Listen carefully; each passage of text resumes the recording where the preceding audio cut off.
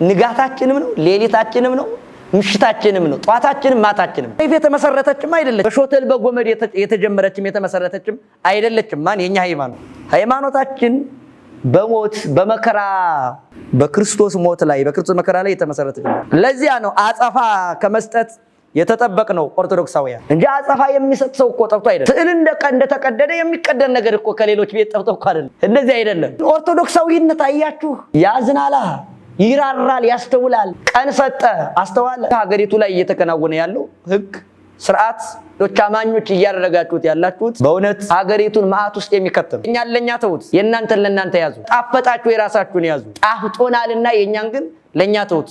እኔ በፊቱ ቁሜ የምሰግድለትን ዕፀ መስቀል እንዴት አንተ ተሰባብራለህ ታቃጥላለህ? መስቀል እኮ የምንሞትለት ነው። ሃይማኖታችን መገለጫ ናቸው እነሱ። ስለዚህ ኦርቶዶክሳውያን እንዲህ አይነት ሰዎችን በአንድ ጊዜ ምከሯቸው፣ በሁለት ጊዜ ምከሯቸው፣ በሶስተኛው ጊዜ ግን ወንጌልም እንደነገረን ለጉባኤው ተናገሩ። ጉባኤው ግን ዝም አይልም። ቤት እሳት አለ ብለዋል አለቃ ገብረሃና። ወዳጄ ከናንተ ቤት የተጫረው እሳት ከኛ ቤት መጫር ይችላል። ደግሞኛ ህይወትን ይዘን ሞትን አንፈራ። ኦርቶዶክሳዊ ሞትን አይፈራም። ኦርቶዶክሳዊ ይወዳል። ኦርቶዶክሳዊ ያፈቅራል። ኦርቶዶክሳዊ ይራራል። ኦርቶዶክሳዊ እንግዳ ይቀበላል። ኦርቶዶክሳዊ አብረን እንብላ ይላል። ኦርቶዶክሳዊ አብረን እንኑር ይላል። ታውቁታላችሁ። ነገር ግን ኦርቶዶክሳዊ በሃይማኖቱ ከመጣችሁበት አንገቱን ላይ መስቀል የሚነቀሰው አንገቴን እሰጥልሃለሁ ለማለት አንገቱ ላይ ይሄንን ማተብ የሚያደርገው ይሄ ማተብ ገመዱ ምንድነው? ፈትሉ ክርስቶስ የተጎተተበት ነው። በፈትሉ ላይ የምናስረው መስቀል ደግሞ ክርስቶስ የተሰቀለበት መስቀል። እንደተጎተተልኝ እጎተትለታለሁ፣ እንደተሰቀለልኝ እሰቀልለታለሁ ለማለት እኮ ነው። ሶስቱን ስሞች ተሸክማችሁ ምልክታችሁን አንሱት ይላል። እያንዳንዱ ስጋዊ ህይወታችን መንፈሳዊ ህይወታችን መሰረቱ ምንድነው? መስቀል ነው። መስቀል የባህር ጸጥታ ነው፣ የመርከቦችም ወደብ ነው ይላል። የሰላማችን አርማ የሰላማችን ምልክት እርሱ መስቀል ነው ይላል። ከአንገቱ ላይ መስቀል ከታየበት እርሱ ሰላማዊ ነው ማለት። ምክንያቱም የሰላም አርማ ያዘ ክርስቲያን ሰላማዊ ነው። ለምን? የሰላም አርማ ባንገቱ አለ። ባንገቱ ላይ የሰላም አርማ ይዟል። በልቡ ላይ ደግሞ የክርስቶስን መከራ ስለያዘ ስለሚያስብ ውስጡም ሰላም ነው ውጭም ሰላም ነው። መከራ መስቀሉን በልቡ ይዞታል። ዕፀ መስቀሉን ደግሞ ባንገቱ አስሮታል። ይህ ማለት ነው በውጭም መሰክርልሃለሁ በውስጥም መሰክርልሃለሁ። በውስጥም ያለ አንተ ነህ በውጭም ያለ አንተ ነህ። ሁሉ ጊዜ መስቀል አስሮ ይታያል ማለት ነው። ጊዜ ሰላማዊ ነኝ ለማለት ነው። በነገራችን ላይ አሁን መስቀል አስሮ ሰላም የሌለው ካለ እሱ በጣም ከባድ ነው። የነገስታት ልብስ ለብሶ ንጉስ አለመሆን በጣም ያሳዝናል። የካህን ልብስ ለብሶ ካህን አለመሆን። መስቀል ይዞ ሰላም የሌለው ከሆነ ለሚስቱም ሰላም የሌለው፣ ለልጆቹም ሰላም የሌለው፣ ለጎረቤቱም ሰላም የሌለው፣ ለሀገሩም ሰላም የሌለው፣ ለእርሱም ለራሱ ሰላም የሌለው አያት። ይህ አይነት ከሆነ መገለጫው የሰላም ነው፣ ውስጡ ግን ሰላም አልባ ደግሞ በጣም ከባድ ነው። ውስጡ ሰላም የለውም፣ ነገር ግን የሰላም ምልክት አለው። መስቀል የሰላም አርማ ነው። ክርስቲያን ሰላማዊ ነው። ኦርቶዶክሳዊ ሰላማዊ ነው። የሰላም አርማ ሁሉ ጊዜ ይታይበታል። በልቡም በአንገቱም ነው ያለ። ክርስቶስ ጋር የተገናኘንበት ይሄ ነው የሰላም አርማችን። ስለዚህ መስቀል ምንድነው ካላችሁ ሰላም አርማ። መስቀል አጥርና ቅጽርና ግንብ ነው ይላል። በስመ አብ ወወልድ ወመንፈስ ቅዱስ አሐዱ አምላክ አሜን። ዘነበበ በነቢያት እንቅርበ ይረድ ላይ ለሐዋርያት ነዋ ሥላሴ ዘይሴለሱ በአካላት ዘይረክቦሙ ርስአንም ነዋ አዝማናት። ከዘመናቸው ርዝማኔ የተነሳ ብሌት እርጅና የሌለባቸው ቀዳማውያን ዘላለማውያን ማዕከላውያን የሚሆኑ ሶስት አካላት አብ ወልድ መንፈስ ቅዱስ የአንድነትና የሶስትነት ባለቤት በአንድነትና በሶስትነት ሲሰለሱ ሲቀደሱ የሚኖሩ ናቸውና ለአንድ ህልውናቸው ለሶስት አካላታቸው ክብር ምስጋና ይድረስ። ያሸናፊ የእግዚአብሔር እናቱ የመለኮት አዳራሹ የእግዚአብሔር አገሩ ወላዲተ አምላክ ድንግል ማርያም ሕይወተ ልቡናን ስመ ክርስትናን ገቢረ ተአምራት ወመንክራትን አየው ከመመላእክትን ለማግኘት ምክንያቱን አለችና ከክቡር ዕፀ መስቀሉ ጋራ ክብር ምስጋና ይድረሳት። ክቡራን ኦርቶዶክሳውያን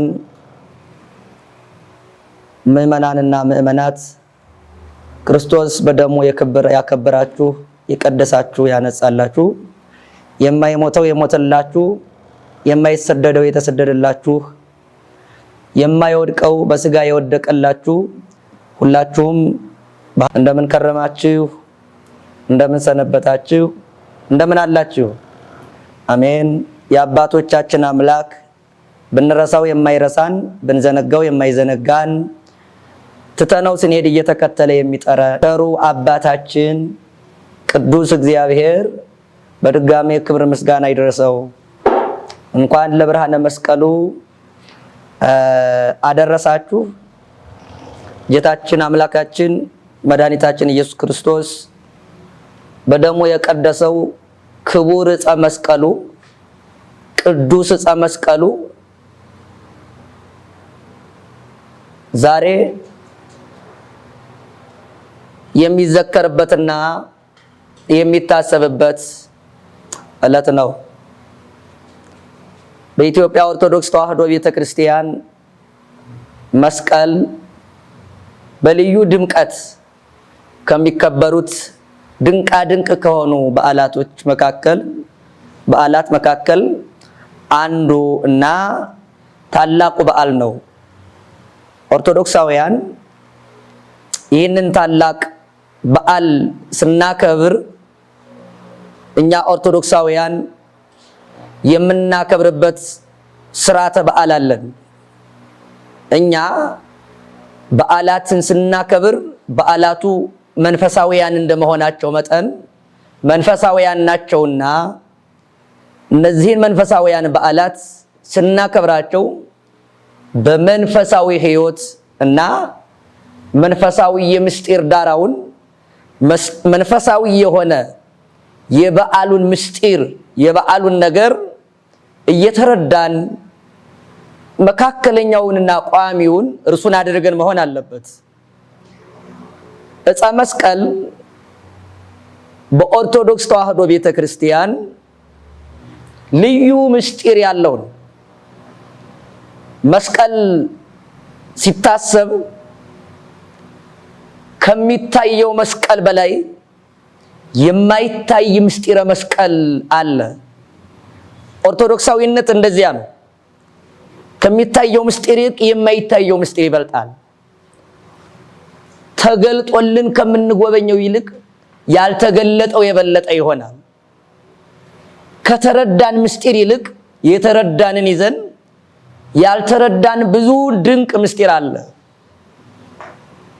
ዕፀ መስቀልን ክቡር መስቀሉን ቅዱስ ዕፀ መስቀሉን ቅዱስ መስቀሉን ስናስብ ብዙ ምስጢረ መስቀል አብሮ ይታሰባል። እንግዲህ በቤተ ክርስቲያን መስቀል ብዙ ምስጢር ያለው ከመሆኑ የተነሳ እንደ ውቅያኖስ የጠለቀ እንደ ጽርሐ አርያም የመጠቀ በረንና መርምረን የማንጨርሰው ሰፊ ምስጢር በውስጡ የተካተተበት ነው። ለብዙዎቻችን መስቀል የሚታየን በአንገታችን የምናስረው ዕፀ መስቀል የብረት መስቀልም የወርቅ መስቀልም የዕንቁ መስቀልም ብቻ ሊሆን ይችላል። መስቀል ግን ከዚህም ይሰፋል፣ ከዚህም ይበዛል፣ ከዚህም ደግሞ ይረቃል። በሚታየው መስቀል ውስጥ የማይታይ መስቀል አለ። የሚገርማችሁ በምንዳስሰው መስቀል ውስጥ የማይዳሰስ ግሩም የሆነ መስቀል አለ። መስቀልን ግሩም የሚያሰኘውም ያ ነው። መስቀልን ድንቅ የሚያደርገውም ያ ነው። የመስቀል ኃይሉም ያ ነው። ለሚታየው መስቀል ኃይል የሆነው የማይታየው መስቀል ነው። ይሄ የሚታየው መስቀልም የማይታየው መስቀል ማዘከሪያና ማሳሰቢያ ነው። እኛ መስቀል የሕይወታችን መሰረትም ነው፣ የሕይወታችን ፍጻሜ ነው። ክርስቲያን መጀመሪያው መስቀል ነው፣ ደግሞ መጨረሻው መስቀል ነው። አኗኗሩም መስቀለኛ ነው። የሚገርመው ኦርቶዶክሳዊነት እንደዚያ ነው። ሁልጊዜ መስቀላዊ መሆን ነው። ሁልጊዜ ባለ መስቀልና ሁልጊዜ መስቀላዊ መሆን ነው። ሕጉ ራሱ ወንጌል ማለት መስቀላዊት ሕግ ማለት ነው። መስቀላዊት ሕግ መከራ ሊለየው የማይችል መስቀል ሊርቀው የማይችል ከመስቀል የማይለይ መስቀልም ከእርሱ የማይለየው ከመስቀል መራቅ የሌለበት መስቀልም ከርሱ ሊርቀው የማይገባ ማለት ነው። መስቀል አባ ጊዮርጊስ መስቀልን በመጽሐፈ ምስጢር በሚገርም አገላለጥ ገልጦታልና ከዚያ እንነሳ። ስለ ገና በተናገረበት አንቀጹ እንደዚህ ይላል። ወበከመ ተአርቀ አዳም ማእከለ ዕፀው ያለ ገነት ከማሁ ተአርቀ ክርስቶስ ማእከለ ጉባኤሆሙ ለእስራኤል። ክርስቶስ መስቀል ላይ ለምን ራቁቱን እርቃኑን ለምን ቆመ ትለኝ እንደሆነ አዳም በዛፎች መካከል በለስን በልቶ ራቁቱን ቆሞ ነበርና ማእከለ ዕፀው ያለ ገነት በገነት የነበረውን ዕፅ ቀጥፎ ከበላ በኋላ እርቃኑን የቆመውን በእነዚያው ዕፅዋት መካከል ነበረ። ራቁቱን ከዛፍ መካከል ከዛፎች መካከል ከዕፅዋት መካከል እርቃኑን ቆሞ ነበርና አለ ከማሁ ተአርቀ ክርስቶስ ማእከለ ጉባኤሆሙ ለእስራኤል። በዛፎች መካከል ለተራቆተው ለአዳም ክርስቶስም ዳግመኛ በእስራኤል ጉባኤ መካከል መስቀል ላይ ራቁቱን ቆመለት። ወበከመ ተሰደርነ በእንተ ብእሲት ከማሁ ኮነ ልጹቃነ በእንተ ብእሲት በብእሲት። ሴቲቱ ስደተኛ አድርጋናለች። በሴቲቱ ምክንያት በቀደመችው ሴት ተሰደርነ ስደተኞች እንደሆን እንዲሁ አለ ከማሁ ኮነ ልጹቃነ በብእሲት። በሴቲቱ ምክንያት ተቀራረብን ይላል። ኦርቶዶክሳውያን ሴቲቱ የቀደመችው ሴት ስደተኞችን ያደረገችን፣ ስደተኞች ብቻ አይደለም ከእግዚአብሔር ጋር አራራቀችን፣ ነጣጠለችን፣ ለየችን። እግዚአብሔር እኛ ከእግዚአብሔር እንድንራራቅ አደረገችን። ግን ይገርማችኋል፣ በሴቲቱ ስንርቅ በሴቲቱ ቀረብን፣ በሴቲቱ ስንለያይ በሴቲቱ ምክንያት እንደገና አንድ ሆን። ኮነ ልጹቃነ በእንተ ብእሲት ይላል። ሁለተኛዋ ሴት ማርያም ልጹቃነ መቀራረብ ብቻ አይደለም እንድንዋሃድ አደረገችን። የሚገርመው ለመዋሃዳችን ምክንያቷ እርሷ ናት። ሁለተኛዋ ሴት በጣም የሚገርማችሁ ወበከመ ሄሰነ ከዚህ ቀጥሎ የሚያመጣው ነው። በበሊአ ዕፀ እሎት ከማሁ ተሳሃለነ በዕፀ መስቀል ክቡር አለ። ዕፀ በለስን በመብላታችን ምክንያት ሄሰነ ነቅፎን እንደነበረ እንደገና በዕፀ መስቀል ምክንያት ይቅር አለን ይላል። መስቀል ምንድን ነው ካላችሁ፣ ዕፀ መስቀል ነቀፌታችን የተወገደበት ነው። በዕፀ በለስ ምክንያት ሄሰነ እግዚአብሔር ነቀፈን፣ አሳዘን ነው አዘነብን፣ እርሱም ነቀፈን። በዕፀ በለሱ በገነት ባለው ዕፅ በዕፁም ባለው ፍሬ ምክንያት ነቀፌታ ውርደት ቢደርስብንም ሁለተኛው ዕፀ መስቀል ግን ባፈራው የሕይወት ፍሬ በእርሱ እንደገና ይቅርታንና እርቅን ተደረገልን ይላል ሊቁ። በረከቱ ሁላችንም ላይ ይደርብን። ዕፀ መስቀል ምንድን ነው? እንደው አስቀድሞ መስቀል ምንድን ነው የሚለውን ብንጠይቅ ዕፀ መስቀልን ሊቃውንት በብዙ አገላለጥ ገልጠውታል። በሰፊው ግን የገለጠው አባ ጊዮርጊስ ነው። በመስቀል ድጓ ላይ ቅዱስ ያሬድ ነው ስለ መስቀል በተናገረው ግሩም በሆነ የድጓው ምስጢር ላይ በርካታ ሐሳቦችን አስቀምጧል። የመጀመሪያው መስቀል መሰረተ ቤተ ክርስቲያን ይለዋል። ዛህኑ ለባህር ወመርሶ ለአህማር። መስቀል ምንድነው ከተባለ መስቀል የቤተ ክርስቲያን መሰረት ነው ይላል። መስቀል እንዴት የቤተ ክርስቲያን መሰረት ሊሆን ይችላል? አሁን እንደዚህ ብላችሁላችሁም አስቡ። መናፍቃኑም ይህንን ሐሳብ ያስቡታል። የቤተ ክርስቲያን መሰረት ክርስቶስ ነው ይላሉ። ነው አዎ፣ ከተመሰረተው መሰረት በስተቀር ሌላ መሰረትማ የለንም። ለምን ግን ቅዱስ ያሬድ መስቀል የቤተ ክርስቲያን መሰረት ብሎ ጠራው ካላችሁ መስቀል ስንል ምን እያልን ነው? አሁን መስቀል ማለት አንድ ክርስቶስ እርቃኑን የተሰቀለበት ከሰባት እጽዋት የተሰበሰበ ዕፀ መስቀል አለ።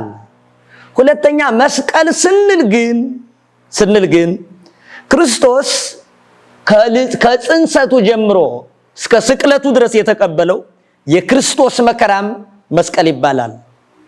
ስለዚህ ሁለቱን ነጣጥሎ መመልከት አይቻልም። ክርስቶስ መከራ የተቀበለበትን መስቀልና ክርስቶስ የተቀበለውን መስቀል ሁለቱም መረዳት ግድ ይላል። አንዳንዱ ዕፀ መስቀሉን ጥሎ መከራውን ያንጠለጥላል። አንዳንዱ ደግሞ እንደገና ዕፀ መስቀሉን ይዞ መከራ መስቀሉን ይዘነጋል። ሁለቱን መነጣጠል የለብንም። ዕፀ መስቀሉን ከመከራ መስቀሉ ከለየው ተራ እንጨት ነው የሚሆነው። አየው። እንደገና ከዕፀ መስቀሉ ደግሞ ለይተ መከራውን ላስብ ካልክ ክርስቶስ የተቀበለውን መከራ ሊረዳ አይችልም። ሁለቱንም ነው የምናስበው። ቅድም ያልኳችሁ የማይታየው መስቀል ያልኳችሁ የክርስቶስ መከራ መስቀሉ ነው። መከራው መስቀል ነው የሚባለው። የክርስቶስ የተሰቀለበት መስቀልም መስቀል ይባላል። ይህንን መስቀል ነው ታዲያ ቅዱስ ያሬድ መሰረተ ቤተ ክርስቲያን ይላል። የቤተ ክርስቲያን መሰረት ቤተ ክርስቲያን መሰረቷ መስቀል ነው። ተመልከቱ። ቤተ ክርስቲያን መሰረቷ መስቀል ስንል ምን ማለታችን ነው? ቤተ ክርስቲያን ራሷ የተወለደችው ከምኑ ነው? ከመከራ መስቀሉ ከዕፀ መስቀሉ ስር ነው። ከጎኑ በፈሰሰ ማይገቦ ደሞ ገቦ ነው የተመሰረተችው። ስለዚህ ቤተ ክርስቲያን መሰረቷ ምንድነው? መስቀል ነው። አምልኮት የሚከናወንባት ቤተ ክርስቲያንም ስትመሰረት በመስቀል ተባርካ ነው። ይህኛዋ ደግሞ እንደገና ይህኛው ምእመንም ቤተ ክርስቲያን ይባላልና እርሱም ክርስቲያን ለመሆን በመስቀል ተባርኮ ነው።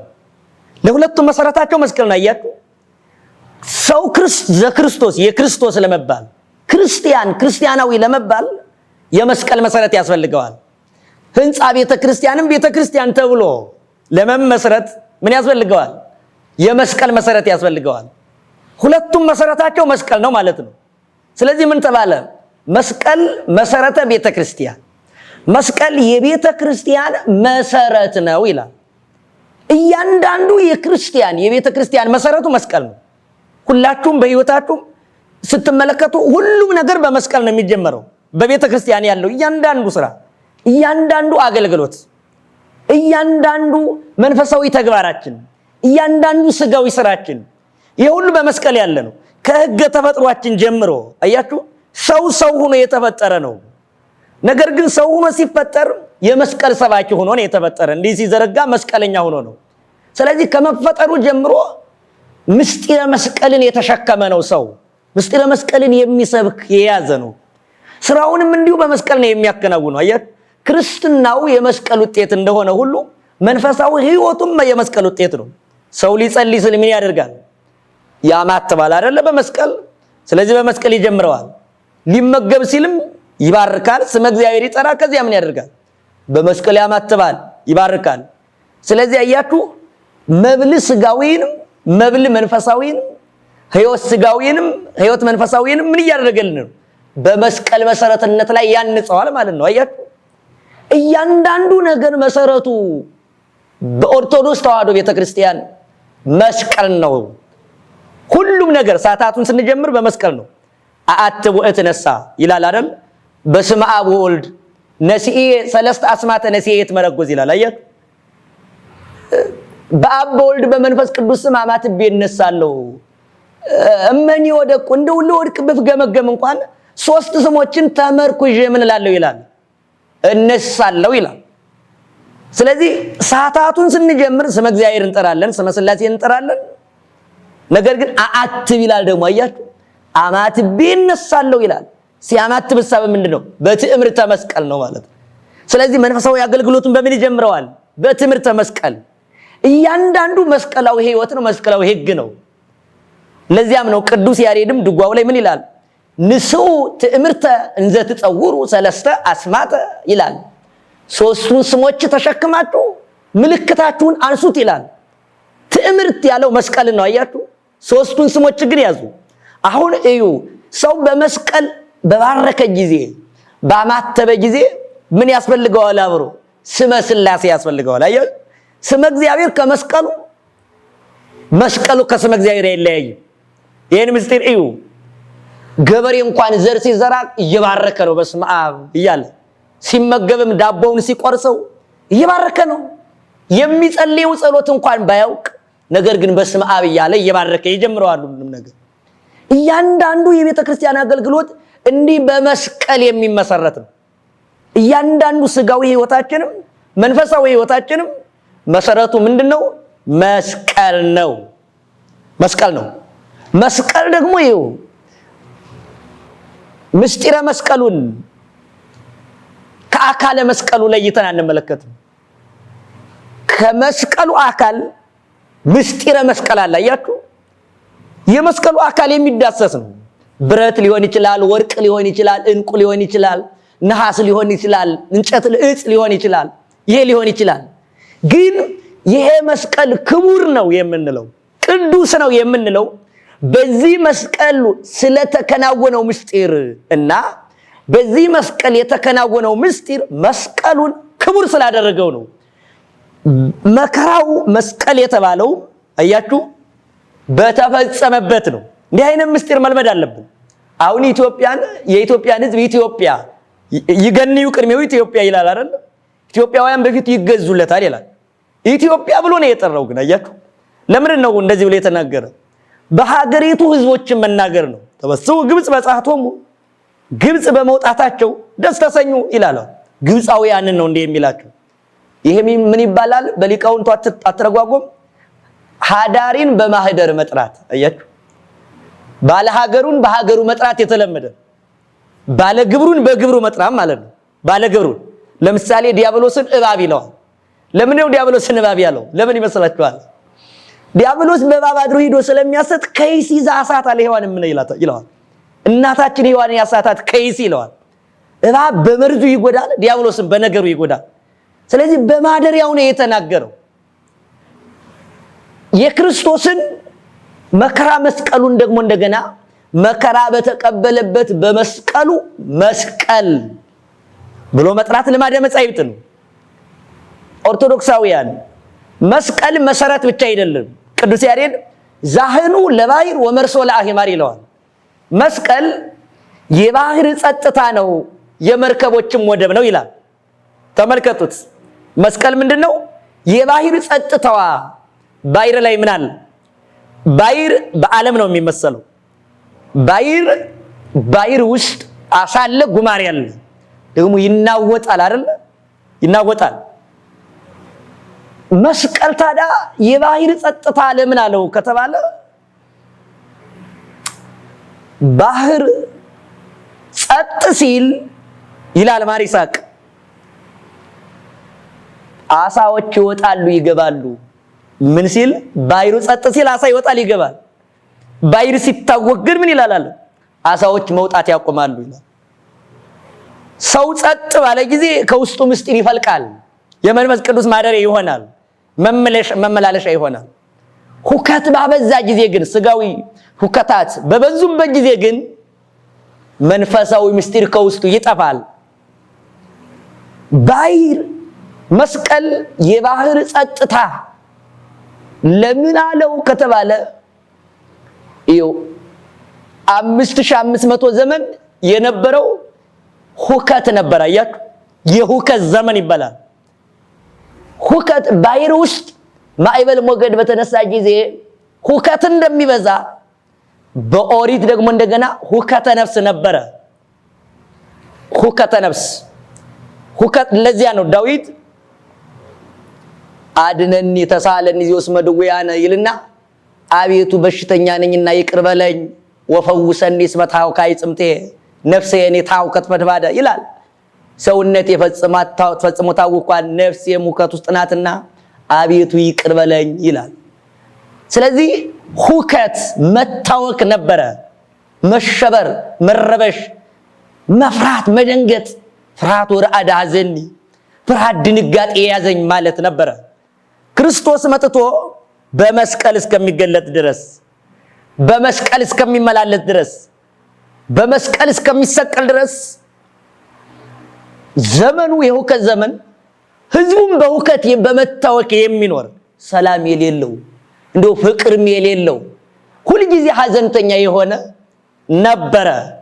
ስለዚህ ክርስቶስ ግን ሲመጣ መስቀል መጣ። መስቀል ሲመጣ ምን ሆነ አለ? የባህር ጸጥታዋ ነው አለ። የባህር ጸጥታዋ ነው። ማዕበል ሞገድ ሲቆም ባህር ጸጥ እንዲል ክርስቶስ ሲመጣ ደግሞ እንደገና እንደ ማዕበል እንደ ሞገድ ዓለምን ሲያናውጠው የነበረው መርገመ አዳም መርገመ ሔዋን ኃጢአት አዳም ያ ጸጥ አለ። ያ ደግሞ ጸጥ ያለው ምንድነው? በክርስቶስ መስቀል ነው። ስለዚህ መስቀል ምንድነው ከተባለ መስቀል የባህር ጸጥታዋ ይባላል። የባህር ጸጥታዋ ብቻ አይደለም፣ ወመርሶ ለአህማር ይለዋል። መርሶ አይማር የመርከቦች ወደብ ነው ይለዋል። አያችሁ፣ ወደብ መርከብ ደግሞ ሄዶ መዳረሻው ምንድነው? ወደብ ነው። ወደብ ነው።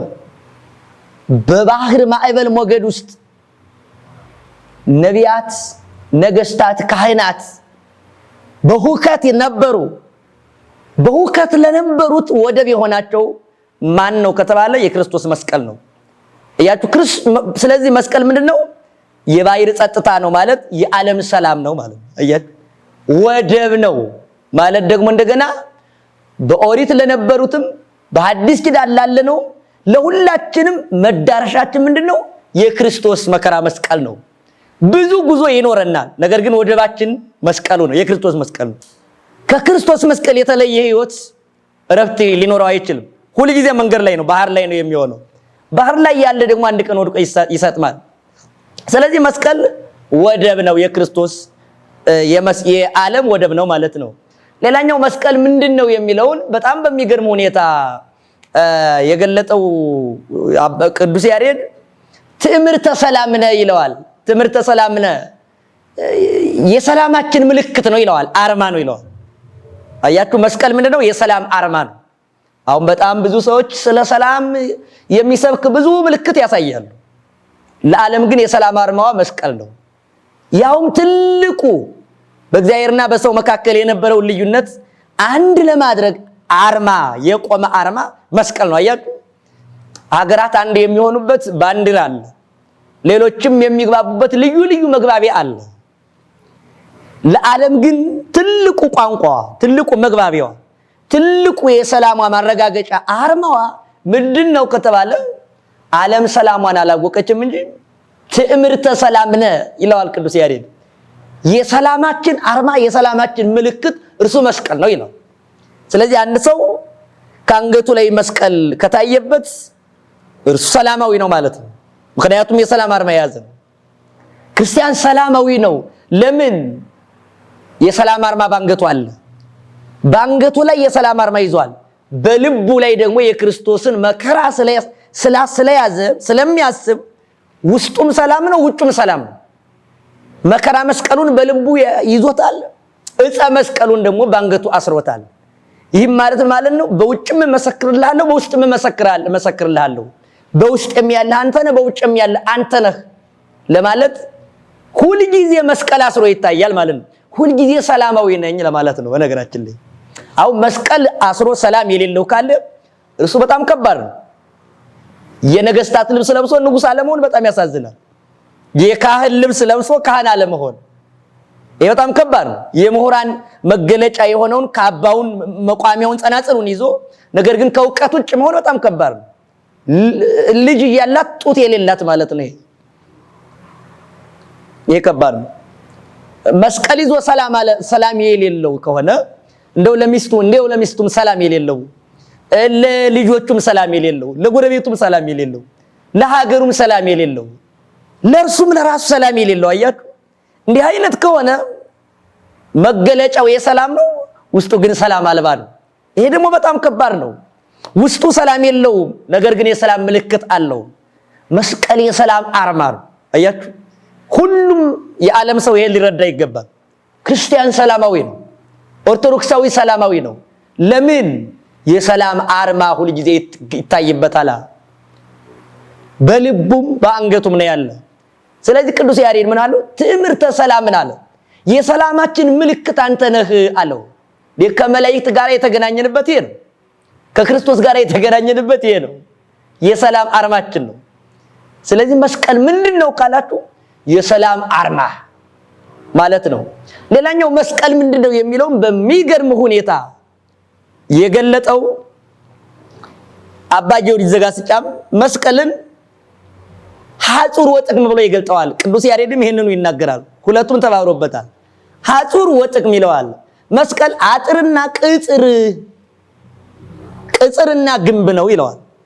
ሐጹር ወጥቅም አለው። መስቀል አጥርም ነው ግንብም ነው ይለዋል። ተመልከቱ ድጓው ላይ አጥር መከላከያ ነው አይደል? አጥር መጠበቂያም ነው። አጥር ግንብም እንደዚሁ። ስለዚህ መስቀል እንደ አጥር ይጠብቃልና አጥር ይባላል፣ እንደ ግንብ ይጋርዳልና ግንብ ይባላል። አጥር ከውጭ የሚመጣ ጠላትን የሚከላከል ነው አይደል? መስቀል ደግሞ እንደገና አጋንንትን ኃይለ አጋንንትን የሚከላከልልን። ስለዚህ መስቀል አጥር ነው፣ መስቀል ግንብ ነው። አንድ ክርስቲያን መስቀል ባንገቱ ሲያስር፣ በቤቱ ጣራ ላይ መስቀል ሲያደርግ፣ በእያንዳንዱ ህይወቱ ላይ መስቀልን ሲያስቀምጥ ምን እያደረገ ነው? አጥር እያጠረ ነው ማለት ነው። ስለዚህ መስቀል አስሮ የሚተኛ ሰው አጥር አጥሮ የሚተኛ ማለት ነው። ብዙ ሰዎች አሁን ሙሽሮች በተለይ መስቀል ፈታ አውልቅ አውጥታችሁ ማተብ ፈታችሁ ስትሞሸሩ ምን እያደረጋችሁ እንደሆነ ልንገራችሁ። አጥራችሁን አፍርሳችሁ ሰርግ እያደረጋችሁ ነው። አጥር ከፈረሰ ደግሞ ወዳጄ ጅብም ይገባል፣ ውሻም ይገባል፣ አይጥም ይገባል፣ ጉርጥም ይገባል፣ ድመትም ይገባል። ሁሉም ነው ወደ አንተ ቤት የሚገባው። መከላከያ የለህማ፣ መቋቋሚያ የለህማ። አጥሩን አፍርሰዋል። እንደውም ብዙ ገዳማውያን በመጽሐፈ መነኮሳት የምናገኘው አጋንንት ሲፈታተኗቸው ምን እናድርግ እያሉ ሲጨነቁ ታላላቅ አባቶች ምንድነው የሚሏቸው? በአትህን ዙሪያውን በመስቀል ጠረው ይሏቸዋል። ከዚያ በአታቸው ምን ያደርጉታል? ዙሪያውን በእንጨት መስቀል ይከትሉታል። የሚገርመው ከዚያ በኋላ አጋንንት ይመለሱላቸዋል፣ አይቀርባቸውም። እና ይኸውላችሁ መስቀል አጥር ነው። የማይታየው ረቂቁን ኃይል የምንከላከልበት እኮ ነው። ደግሞ ይገርማቸዋል። ሰው አሁን ስጋዊ ጠላት እንዳይነከው ብረት ይደረድራል። ከዚያ ላይ ደግሞ እንደገና የመስታወት ስብርባሪ ያደርጋል። ማያደርገው አደገኛ አጥርን ያጥራል አይደለም? ይኸውልህ መስቀልን ስታጥረው ግን እሾህ የሚወጋው መስታወት የሚቀደው ጠላት አይደለም። የሁሉ የማይነካው ሰይጣንን እስከ ሰራዊቱ መከላከል ይቻላል። እና መስቀል አጥር ነው በእኛ ቤተክርስቲያን። ለዚያ ነው ቤተክርስቲያን አይጠቅስ የመስቀል ምልክት አለ። ቤተክርስቲያኗን ካህን አናቷን ስትመለከቱ ጉልላቷ ላይ መስቀል አለ። አያችሁ? በሩ ላይ ስትመለከቱ መስቀል አለ። ቤተ መቅደሱ ላይ ገብታችሁ መንበሩን ስታዩ መስቀል አለ። አልባሳቱን ስትመለከቷቸው መስቀል አለ። አገልግሎቱ ስታዩት በዚህ ሁሉ የሚሄድ ነው። ለምንድን ነው ካላችሁ ቤተክርስቲያን ዙሪያዋን በመስቀል የታጠረች የተቀጸረች የተከበበች ናት። ለዚያ ነው እያንዳንዱ ክርስቲያን ሁሉንም ስራውን በመስቀል ይመስረተው የተባለው። አጥር አጥረህ ጀምር ነው። አይ አርቆ ማጠር። አጥር ከጀመርክ ማን ይገባል ወደ አንተ? ማን? ሰይጣንም አይገባ፣ ዝሙትም አይገባ፣ ርኩሰትም አይገባ፣ ጉስቁልናም አይገባ። አጥርሃላ ግንብ ነው እኮ ያለው። አጥር ብቻ እኮ ደግሞ አይደለም ያለው፣ ግንብ አለው። ወጥቅም ማለት ግንብ ቀላል አጥር አይደለም ለማለት ነው። አየው፣ ግንብ ነው፣ ግንብ ነው። ስለዚህ ክርስቲያኖች መስቀል አጥርም ነው ግንብም ነው። ሌላኛው መስቀል ምንድነው ካላችሁ ሌላኛው መስቀልን ሲገልጡ በጣም በብዙ አገላለጥ ነው የገለጡት። የተወሰኑትን ልበልና ወደ ምስጢረ መስቀል ደግሞ ወስዳችኋለሁ። አሁን መስቀል ምን አሉት? ቅዱስ ያሬድ እንደዚህ ብሎ ገለጠው።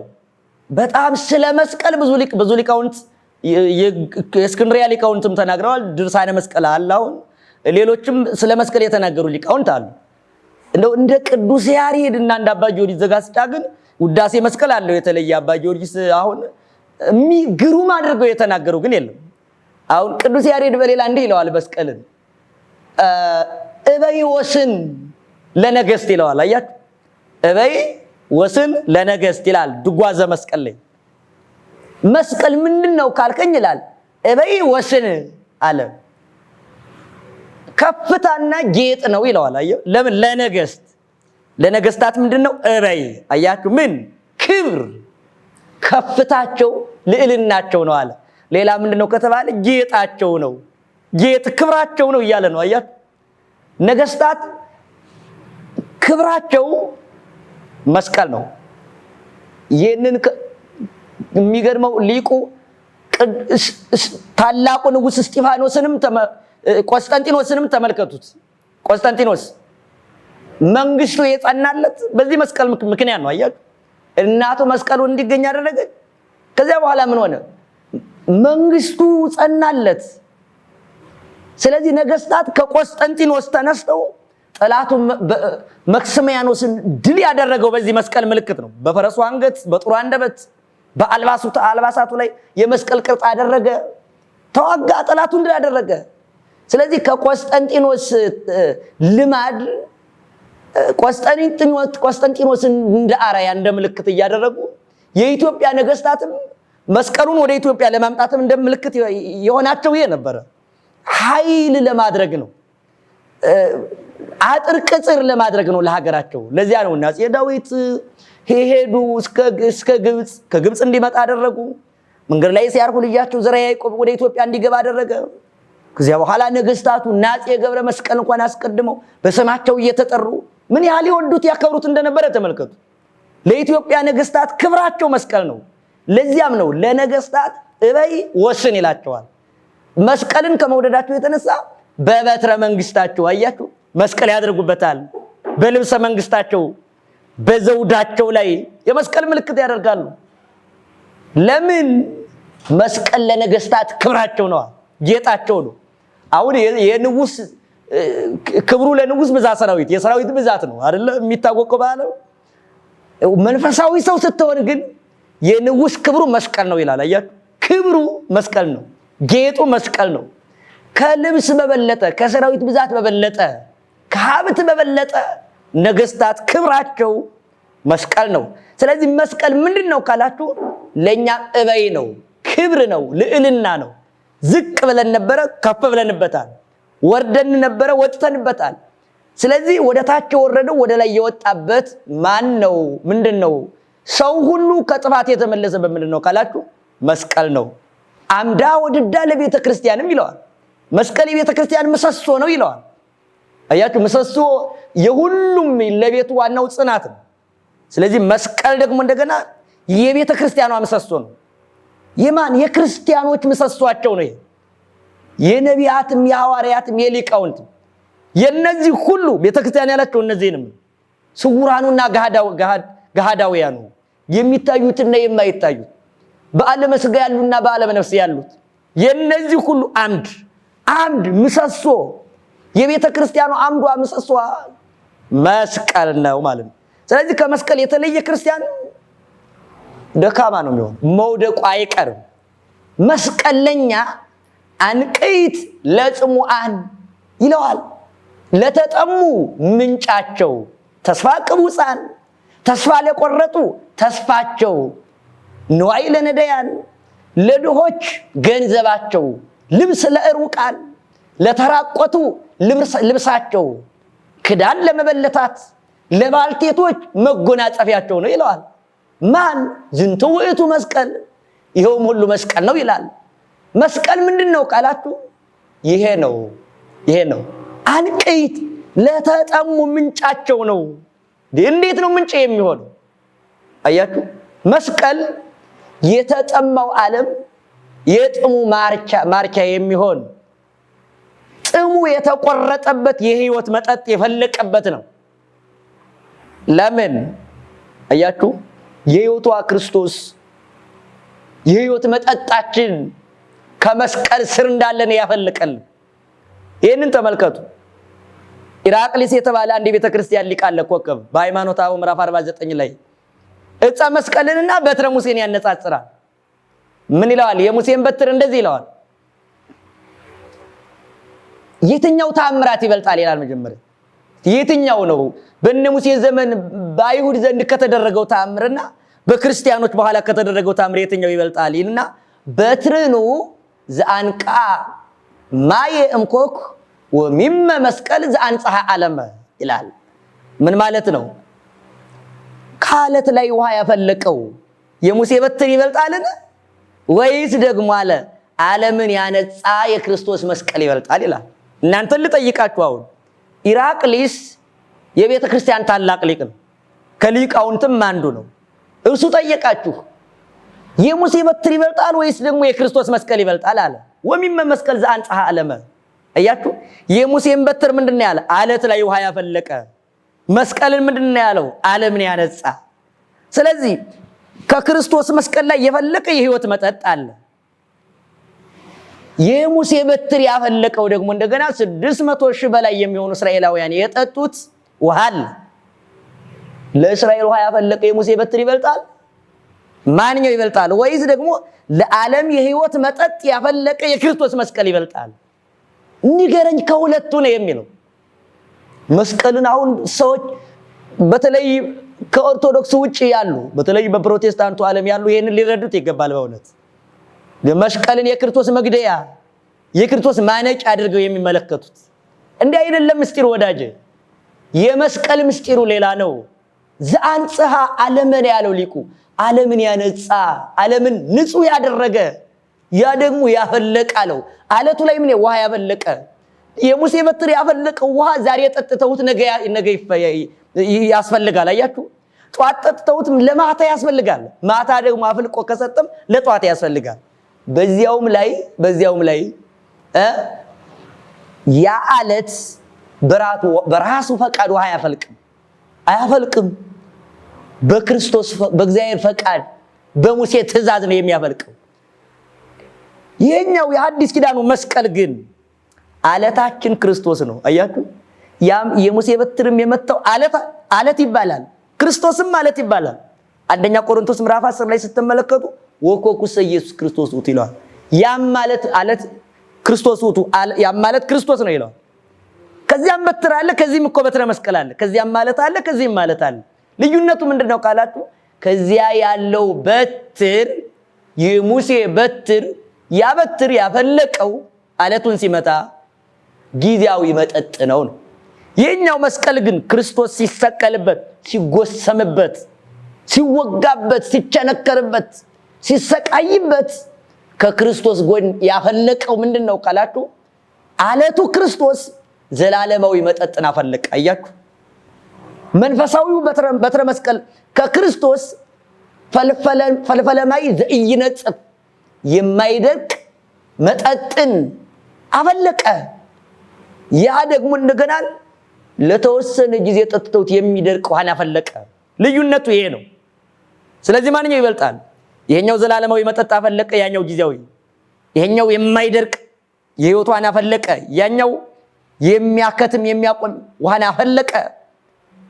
ያኛው ዓለት በፈቃዱ ሳይሆን በእግዚአብሔር ስልጣን ያፈልቃል። ይሄኛው ዓለት ክርስቶስ ግን በራሱ ፈቃድ የህይወት ውሃን ያፈልቃል። ስለዚህ ዓለምን ያነጻ ብሎ ኢራቅሊስ የገለጸው ይሄንን መስቀል ነው። በትሩም የሚነጻጸር ከዕፀ መስቀሉ ጋር ነው፣ ከመከራ መስቀሉ አይደለም። ዕፀ መስቀሉን ዓለምን ያነጻ አለው።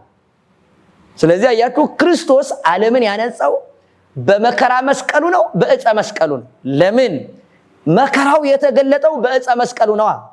እንዴ መከራው የገለጠው ምንድን ነው? በዕፀ መስቀሉ ነው። የክርስቶስ መከራ ለክርስቶስ መከራ ነው፣ ለኛ ግን ምንድነው? ክብር ነው። የክርስቶስ ሞት አሁን ለክርስቶስ ምንድነው ካላችሁ ሞት ነው፣ ለኛ ግን ምንድነው? ህይወት ነው። ይህን አለመረዳት ነው አሁን መስቀል ላይ በጣም ትልቅ ጥላቻ ያለው። መስቀል የክርስቶስ መግደያ፣ ክርስቶስ በመስቀል ነው የሞተው። ወሞቱ ሰዘበ መስቀል ብሎ አትናቴዎስም ቅዱስ ጳውሎስም ገልጠውታል። ሞቱም በመስቀል ነው ብለውታል። ሞቱ በእርግጥ በመስቀል ነው። ክርስቶስ ግን መሞቻው ምንድነው ያደረገው ነው? አሁን ክርስቶስ ሞቱ ለክርስቶስ ሞት ነው፣ ለኛ ግን ምንድነው? ህይወት ነው። ህይወትን የተቀበልነው ስለዚህ በምንድነው ከተባለ ክርስቶስ በሞተበት መስቀል። አያችሁ፣ የክርስቶስ መከራው ለክርስቶስ መከራ ነው፣ ለዓለም ግን ምንድነው ከተባለ ክብር ነው። ይትባረክ እግዚአብሔር ይላል ቅዱስ ዮሐንስ አፈወርቅ ዘሰመየ ሕማማተ ወልዱ ክብረ ወስብሐተ፣ የልጁን መከራ እበይ ክብር ብሎ የገለጠ እግዚአብሔር ይባረክ ይላል። ስለዚህ የክርስቶስ በጥፊ መጸፋቱ ምንድነው ካላችሁ ክብር።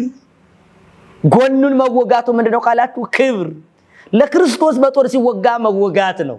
ለኛ ግን ምንድነው ካላችሁ ለኛ ግን ሕይወት ነው። ልብሱን ተራቅቷል፣ መራቆቱ ለክርስቶስ መራቆት ነው። ለኛ ግን ምንድነው ካላችሁ ለኛማ በእርሱ መራቆት ለኛማ ልብስ ነው። ምስጢሩ አልገባችሁም? የክርስቶስ ሞት ሕይወቴ ነው ካልክ መራቆቱ ልብሴ ነው፣ መዋረዱ ከፍታዬ ነው፣ ምራቅ መጥፊያ ሆኖ መዋሉ ለኔ ልዩ ክብር ነው ካልክ ስለዚህ የክርስቶስን መከራ እንወደዋለን ማለት ነው። ለምን? መከራው ክብራችን ሆኗል። መከራው ክብር ከሆነ ደግሞ መከራው ክብር ከሆነ ምስጢሩ መከራው የተገኘ በምንድነው? በመስቀል ነው። አይሁድ መስቀሉን ያቀረቡት መከራ ሊያስቀብሉት ነው። እያችሁ መከራ ሊያመጡበት ነው። ክርስቶስ ግን ቋንቋውን ቀይሮታል ነው፣ ምስጢሩን ቀይሮታል። መከራውን ክብር አድርጎታል። ሞቱን ሕይወት፣ ርደቱን ከፍታ አድርጎታል ለኛ። እንዲያ ከሆነ መስቀል ለኛ ክብር ነው፣ የክብር መገኛችንም ነው። አያችሁ የክብር መቀበያችንም ነው። ስለዚህ መስቀልን እናከብረዋለን። ለምን? ክርስቶስ በመከራው አክብሮታል። እንዲሁም ክርስቶስ እንኳንስ መስቀሉን ሰቃዮችንም እኮ አክብሯቸዋል። ደሙን ያፈሰሰው እኮ ለሰቀሉትም ነው። ጎኑን ለወጉት እኮ ነው። ስጋውን እነሱ ገረፉት፣ በሾተል በጎመድ በህለት በዘንግ ደበደቡት። ግን እሱ ምንድነው ያለው? ስጋውን የቆረሰው ይመገቡት ዘንድ ነው። ለነርሱ መከራ ማጽናታቸው ነው። ክርስቶስ ግን ክብር መስጠቱ ነው። ስለዚህ ምስጢሩ ሌላ ነው። ክርስቶስ መከራ የተቀበለባቸው መሳሪያዎችን ሁሉ ርኩሳን አንልም፣ የተናቁ አንልም። ለምን? እነርሱ ለክፋት ያደረጉትን ክርስቶስ ለበጎ አደረገዋ። ለውርደት ያደረጉትን ለክብር አደረገው። አያችሁ? ለሞት ያደረጉትን ለሕይወት አደረገው። እንዲያ ከሆነ ሁሉም የተከበሩ ናቸው። መስቀል ግን ምንድነው ከተባለ መስቀል አንቀይት ብሎታል። አያችሁ? አንቀይት መጠጣችን የፈለቀበት ምንጫችን ነው። ስለዚህ መስቀልን እናከብረዋለን። መስቀል በጣም ብዙ ምስጢር ያለው ነው። የተሰበሰቡበትን እንዘ ዝርዋን ያስተጋባአነ ተበታትነን የነበርነውን የሰበሰበ ተጣልተን የነበርነውን ያስታረቀ ቤዛ ነው፣ መድኃኒት ነው፣ ኃይል ነው፣ ጽን ነው። ማን? መስቀል። በረከተ መስቀሉ በሁላችንም ላይ ይደርብን። መስቀልን ነቢያት በጣም በብዙ ምሳሌ መስለውታል። ለምሳሌ ያህል የተወሰኑትን ላሳያችሁ። እንግዳ ደራሽ አይደለም መስቀል። ወደ ላይ ከፍ ስናደርገው በኪሩቤል ከተማ በክሌ ክነፊዮም በሁለት ክንፋቸው ፊታቸውን ይሸፍናሉ። ሁለት ክንፋቸውን ወደ ቀኝና ወደ ግራ ይዘረጋሉ። ሁለት ክንፋቸውን ወደ ታች ያደርጋሉ። በዚህ ጊዜ ምን ይሰራሉ? መስቀል። ሊቁ ቅዱስ ያሬድ ምን ያለ ይሄን በአንቀጸ ብርሃን ወይ ከድኑ ገጾሙ በአራያ ትምህርተ መስቀል ይላል። ፊታቸውን በመስቀል አራያ በመስቀል ምልክት ይጋርዳሉ ይላል። ስለዚህ መስቀል እንዴት ነው ካላችሁ ወደ ላይ ከፍ ስትሉ በዓለመ መላእክት ታገኙታላችሁ። በመላእክት ከተማ ማን? መስቀል። ከዛ ደግሞ ዝቅ ስትሉ የት ላይ ታገኙታላችሁ? ዝቅ ስትሉ ደግሞ በፍጥረተ ብእሲ በሰው ፍጥረት ተፈጥሮ ታዩታላችሁ። ከዚያ ዝቅ ስትሉ ደግሞ እንደገና ምንድነው? በሰማይ አዕዋፍ ላይ ትመለከቱታላችሁ። ክንፋቸውን በዘረጉ ጊዜ ትምህርተ መስቀል ይሰብካሉ። ለዚያም ነው መንፈስ ቅዱስ በርግብ አምሳል ነው የመጣ። ርግብ ክንፉን ሲዘረጋ ምንን ያሳያል ነው? መስቀልን ያሳያል። መንፈስ ቅዱስ በርግብ አምሳል የመጣውስ ምን እያለ ነው? ይሄው ተስፋ መስቀልን እያበሰረ ነው። ክርስቶስ ሊሰቀልላችሁ ነው፣ ልትድኑ ነው እያለ እያበሰረ ነው የነበረው ማለት ነው። ርግብ ለኖህ እንዳበሰረችው ሐጸማ የአይህ ውሃው ጎደለ እያለች ክንፏን ዘርግታ እንደነገረችው መንፈስ ቅዱስን በርግብ አምሳል የወረደ የኃጢአት ውሃ እየጎደለ ነው ለማለት ተስፋ መስቀልን ለማብሰር ነው። ስለዚህ ፍጥረት ሁሉ መስቀልን ይሰብካል ማለት ነው። ገበሬው የገጠር ገበሬ ያላያችሁ ላሙን መስቀሌ ይላታል እያንዳንዱ ማለት ነው። በሬውንም መስቀል ይለዋል። ለዚያ ነው አንድ ባለቅኔ መስቀል አበላይ ወኮከብ አበጠይት ይላል። መድኃኔ ዓለም ገበሬን አወኩት አለ። አወኩት ገበሬውን ነው። ምኖች ካልከኝ መስቀልና ኮከብ የተባሉ በሬዎች ይላል። ምን እያሉ መስቀል ወደ ላይ ይልበታል አለ። ሲያርስ ነው። ኮከብሳ ወደ ታች ይወርድበታል አለ። አያችሁ ወደ ባህሉ ሁሉ አስገብቶታል። ኢትዮጵያውያን ሁሉም ገበሬው የግብርናው መገለጫ፣ የኪነ ጥበብ ባለሙያዎች የኪነ ጥበባቸው መገለጫ፣ የእደ ጥበባቸው መገለጫ፣ ሴቶች የቀሚሳቸው የጎዳቸው መድመቂያ አድርገውታል። መዋቢያ እንደውም መዋቢያ አያችሁ። እናቶቻችን ተመለከቱ ከሆነ ድሮ ምን ያደርጋሉ?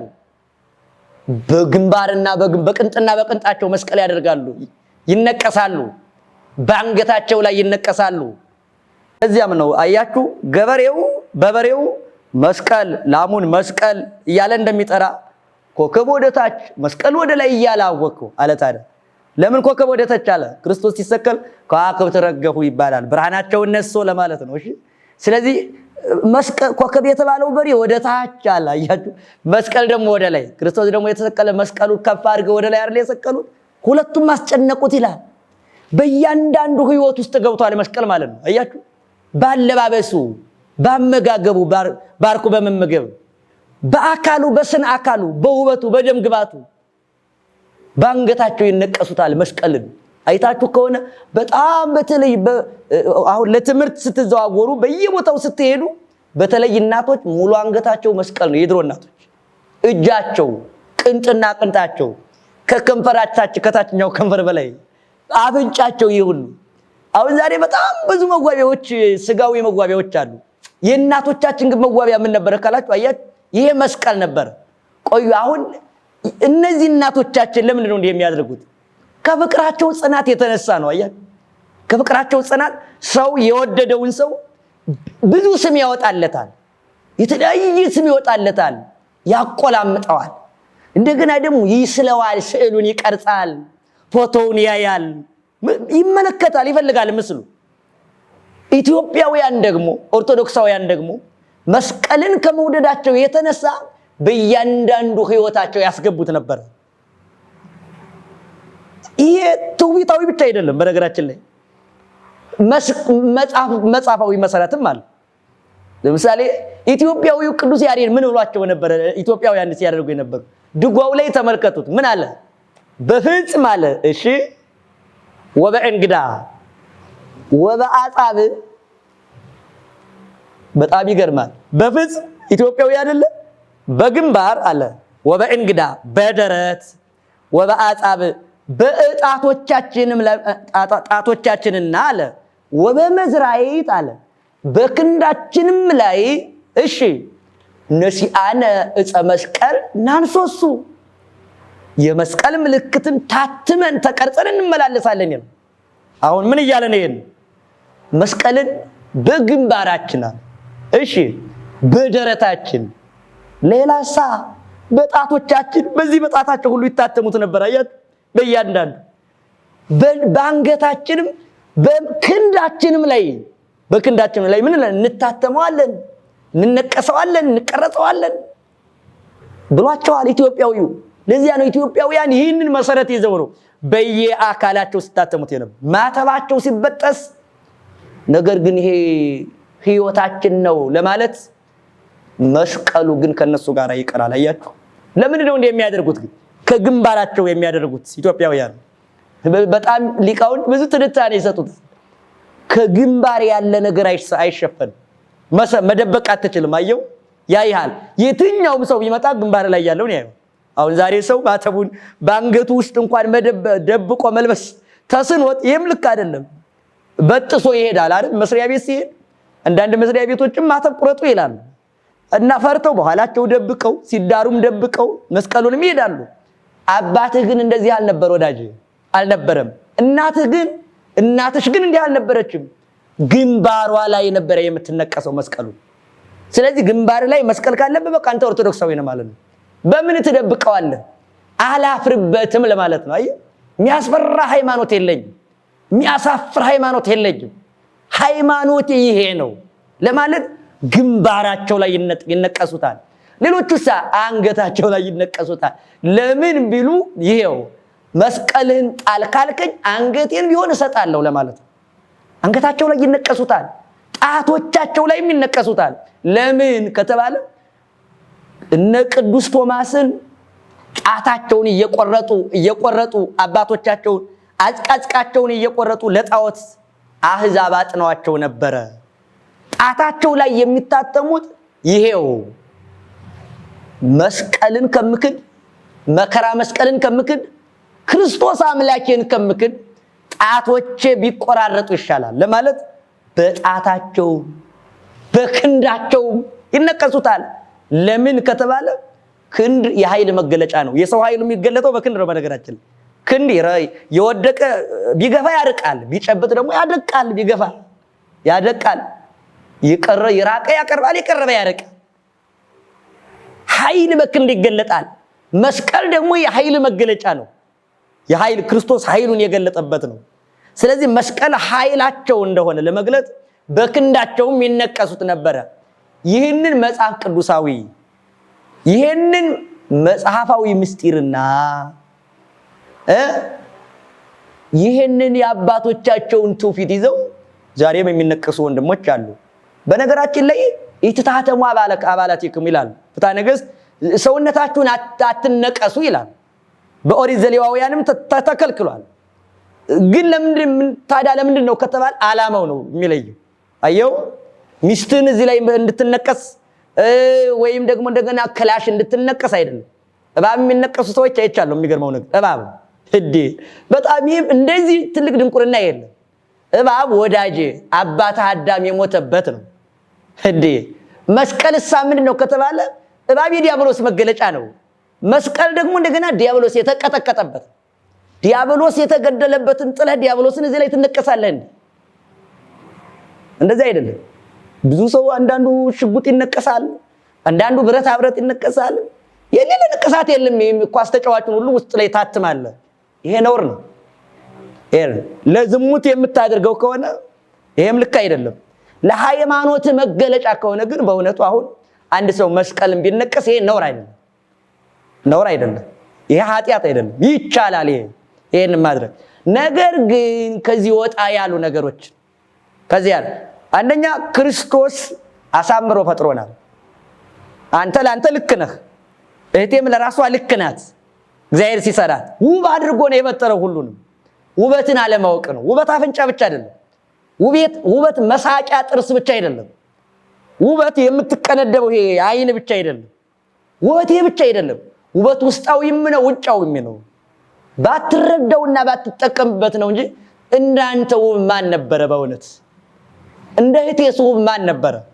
ስለዚህ ሁሉንም ሰው እግዚአብሔር ውብ አድርጎ ነው የፈጠረው። ያን ውበት መጠቀም ግድ ይላል ማለት ነው። ከመንፈሳዊ ሕይወቱ ጋር በተያያዘ እንደዚህ መስቀልን ግን መታተም ይቻላል፣ መነቀስ ይቻላል። ይሄ የተፈቀደ ነው። ከዚያ ውጭ ሌሎቹ ግን የተከለከሉ ናቸው። ስለዚህ ክርስቲያኖች እንዲህ አድርገው የመስቀልን ክብር በእያንዳንዱ ሕይወታቸው ይገልጡታል። መስቀል እንግዳ ነገር አይደለም። በነገራችን ላይ አሁን ተመልከቱት። ይህንን አስቀድመው እስራኤልም የሃይማኖታቸው መገለጫ በሰውነታቸው የሚታተሙ ይቀረጹ ነበር። ይህን ይገልጡ ነበር። ስጋዊ ነገርን ለመግለጥ ግን አይፈቀድም። ስጋዊ ማንነቱን ውበትን ለመግለጥ ግን አይፈቀድም። እንደዚህ አይደለም። ይሄ ከሆነ ሌሎቹ ግን ችግር የለም። ክርስቶስን በውስጥ እንደነገሰ ለማጠየቅ መከራ መስቀሉን እቀበላለሁ ብሎ ለመመስከር ከሆነ ይሄ ይቻላል። ይሄንን ልናስተውል ይገባል ማለት ነው። አካላችን ላይ ግን ጥቁሩን ነጩን ጥቁር ማድረግ እንደማንችል ከፀጉራችን ላይ ቁመት መጨመር በቁመታችን ላይ እንደማንችል ሁሉ ክርስቶስ የፈጠረልን ውበት መታጠቡ ነውር ነው ማለት አይደለም። በነገራችን ላይ ማስተካከሉ ነውር ነው ማለት አይደለም። መዋቡ፣ መቀባቱ፣ መሰራቱ ነውር ነው ግን ማለት አይደለም። ግን አንዱን መቁረጥ አንዱን መቀጠል ግን ልክ አይደለም። መቀጠል ይሄ ልክ አይደለም። ክርስቶስ ሲሰራ ትንሽ አዛብቶ ነበር፣ እኔ ላስተካክል እንደማለት። ትንሽ ጎደል አድርጎ ነበር፣ እኔ ልሙላ ማለት ነው። ይሄንን ልናስተውል ይገባል።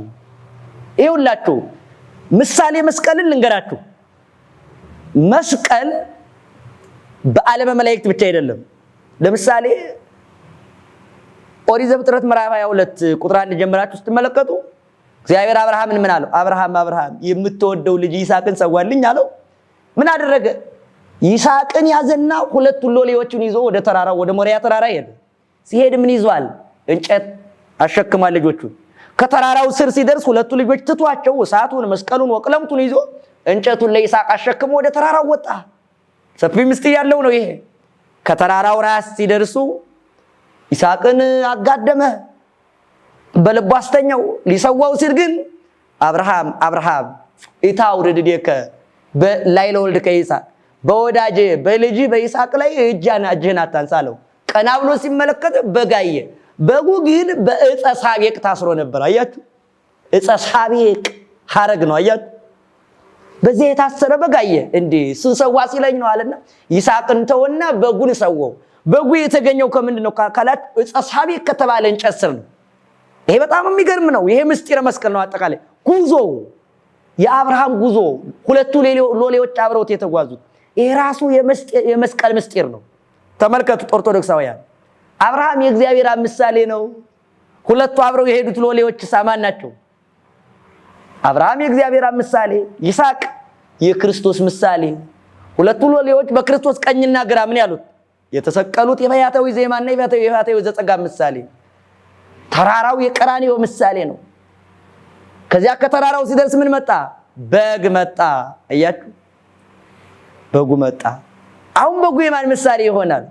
በጉ የክርስቶስ ምሳሌ ሲሆን ይስሐቅ የዚህ ዓለም ምሳሌ ይሆናል።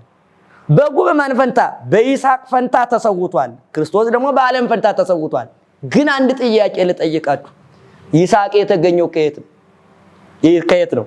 ከእንጨቱ ነው። አያችሁ፣ ታስሮ የተገኘ ቅዱስ ያሬድ ይህ እንጨት በጉ ለይስሐቅ ቤዛ ሆኖ የተሰዋበት በግ የተገኘበት እንጨት ያ የመስቀል ምልክት ነው ይለዋል። እንዲህ ይላል፣ ርዩ በጋ ሁዛ ቅርንቲሁ ይላል። በዕፀ ሳቤቅ በሐረግ የታሰረ በግን ተመልከቱት። በዕፀ ሳቤቅ በሐረግ የታሰረ ይህን በግ እዩት፣ ይህን በግ ተመልከቱት አለና ዕፀ ሳቤቅ ሐረጉ ምንድነው ካልከኝ አለ በጉ የተገኘበት ዕፀ ሳቤቅም አለ ዕፀ ሳቤቅ ብሂል ዕፀ ስርየት መስቀል ይላል። ስርየት የተፈጸመበት መስቀል ነው ይለዋል። አያችሁ። ስለዚህ አብርሃም ይህንን መስቀል በምሳሌ ይገልጠው ነበረ። መስቀል ከዕፀ ተነብዮ ያለው ሊቁ ቅዱስ ያሬድም ለዚያ ነው። መስቀል ትንቢት የተነገረለት ዕፅ ነው ይለዋል። ስለዚህ መስቀል የይስሐቅ ቤዛ በግ የተገኘበት ሐረግ ምሳሌ ሆኖለት አስቀድሞ የተነገረ ነው። በጣም ሰፊ ምሳሌ ያለው ትንሽ ነገሮች ልጨምርላችሁ።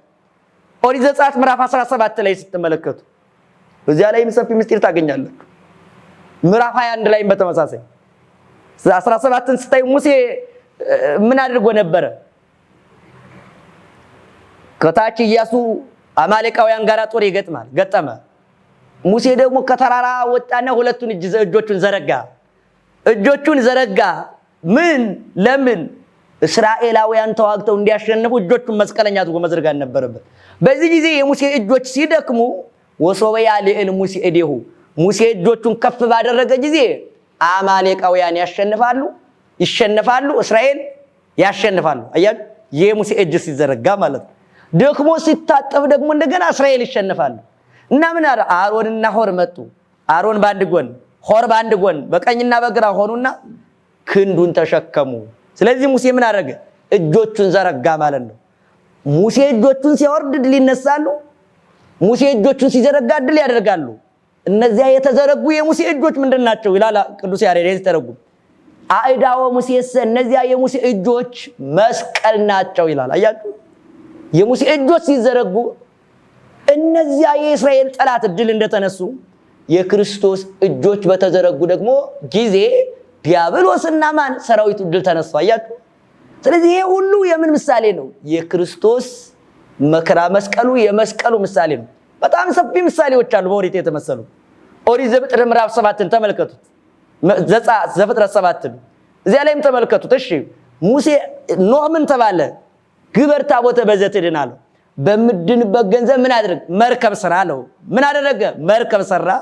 ከዚያ በመርከብ ውስጥ ያሉት ዳኑ፣ ከመርከብ ውጭ ያሉት ጠፉ። ያ መስቀል ምንድነው? ለጊዜው ኖህና ልጆቹ የዳኑበት። ይህን ደግሞ ሊቁ እንዲህ አለው፣ አይቲ ዛቲ አለ እንታ ሰስዋ ወእድዋ ነቢያት የፈለጓት ይች መድኃኒት ምንድናት? ወይ ቤሎ ለኖህ አማይ በጥፋት ውሃ ጊዜ ኖህን እንዲህ አለው፣ ግበር ታቦተ በዘትህ በምድንበት ገንዘብ መርከብ ስራ አለው። በመርከቧ ውስጥ ያሉት ዳኑ፣ ከመርከቧ ውጭ ያሉት ጠፉ። ለምንድነው ይሄ የሆነ ካልከኝ እስመ አርአያ መስቀል ይእቲ አላት።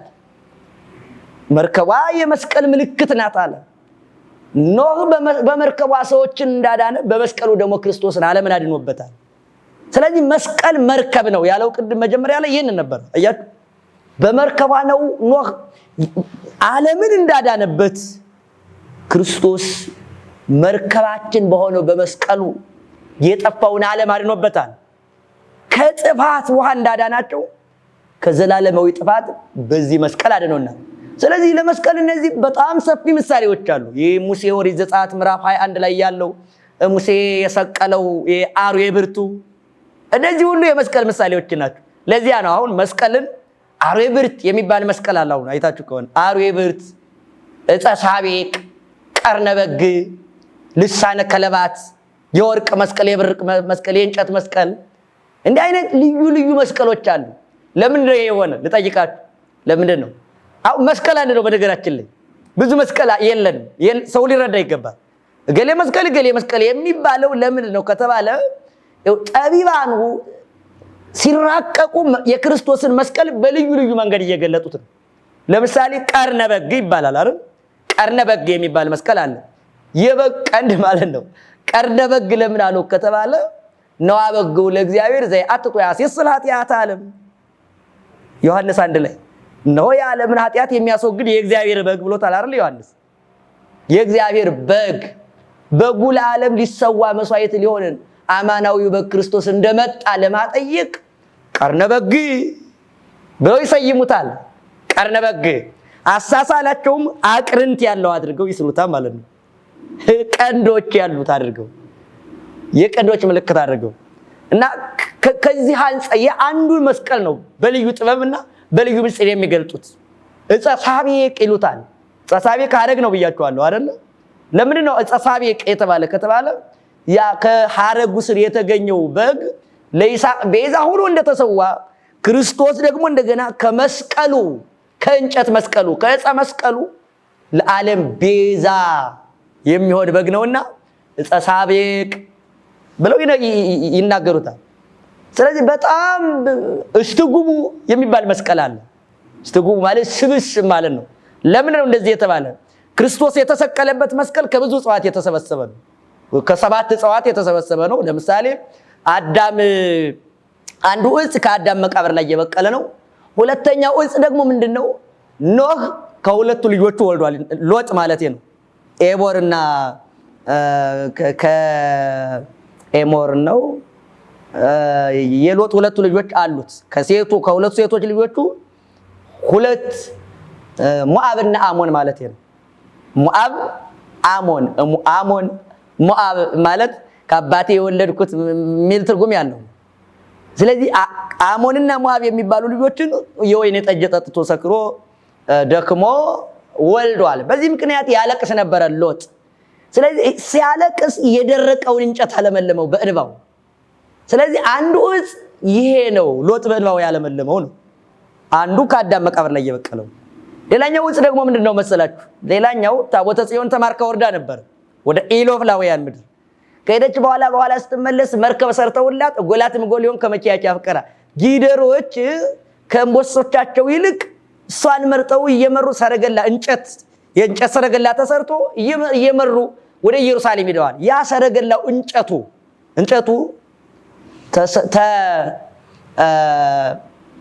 ኢየሩሳሌም ሲደርስ ተከፋፍሎ ለመስዋዕት ማቅረቢያ ሆኗል፣ ማባሰያ ሆኗል። እና ያ ከኢሎፍሊ ታቦተ ጽዮን የተመለሰችበት እንጨት በከፊል ከቀረው ለዕፀ መስቀል አገልግሎት ውሏል ማለት ነው። አያችሁ። ሌላኛው ዕፀ መስቀል ጌታችን ከተሰቀለባቸው ዕፀዋት መካከል በሳኦል በር ላይ የታመመው የሳኦል ልጅ የዳነበት፣ ሰሎሞን ደግሞ እንደገና ከንስር ጋር ያዳቀለው ፈረስ ያ ወደ ገነት በሮ ሄዶ ያመጣው አንድም እስክንድር ይላል።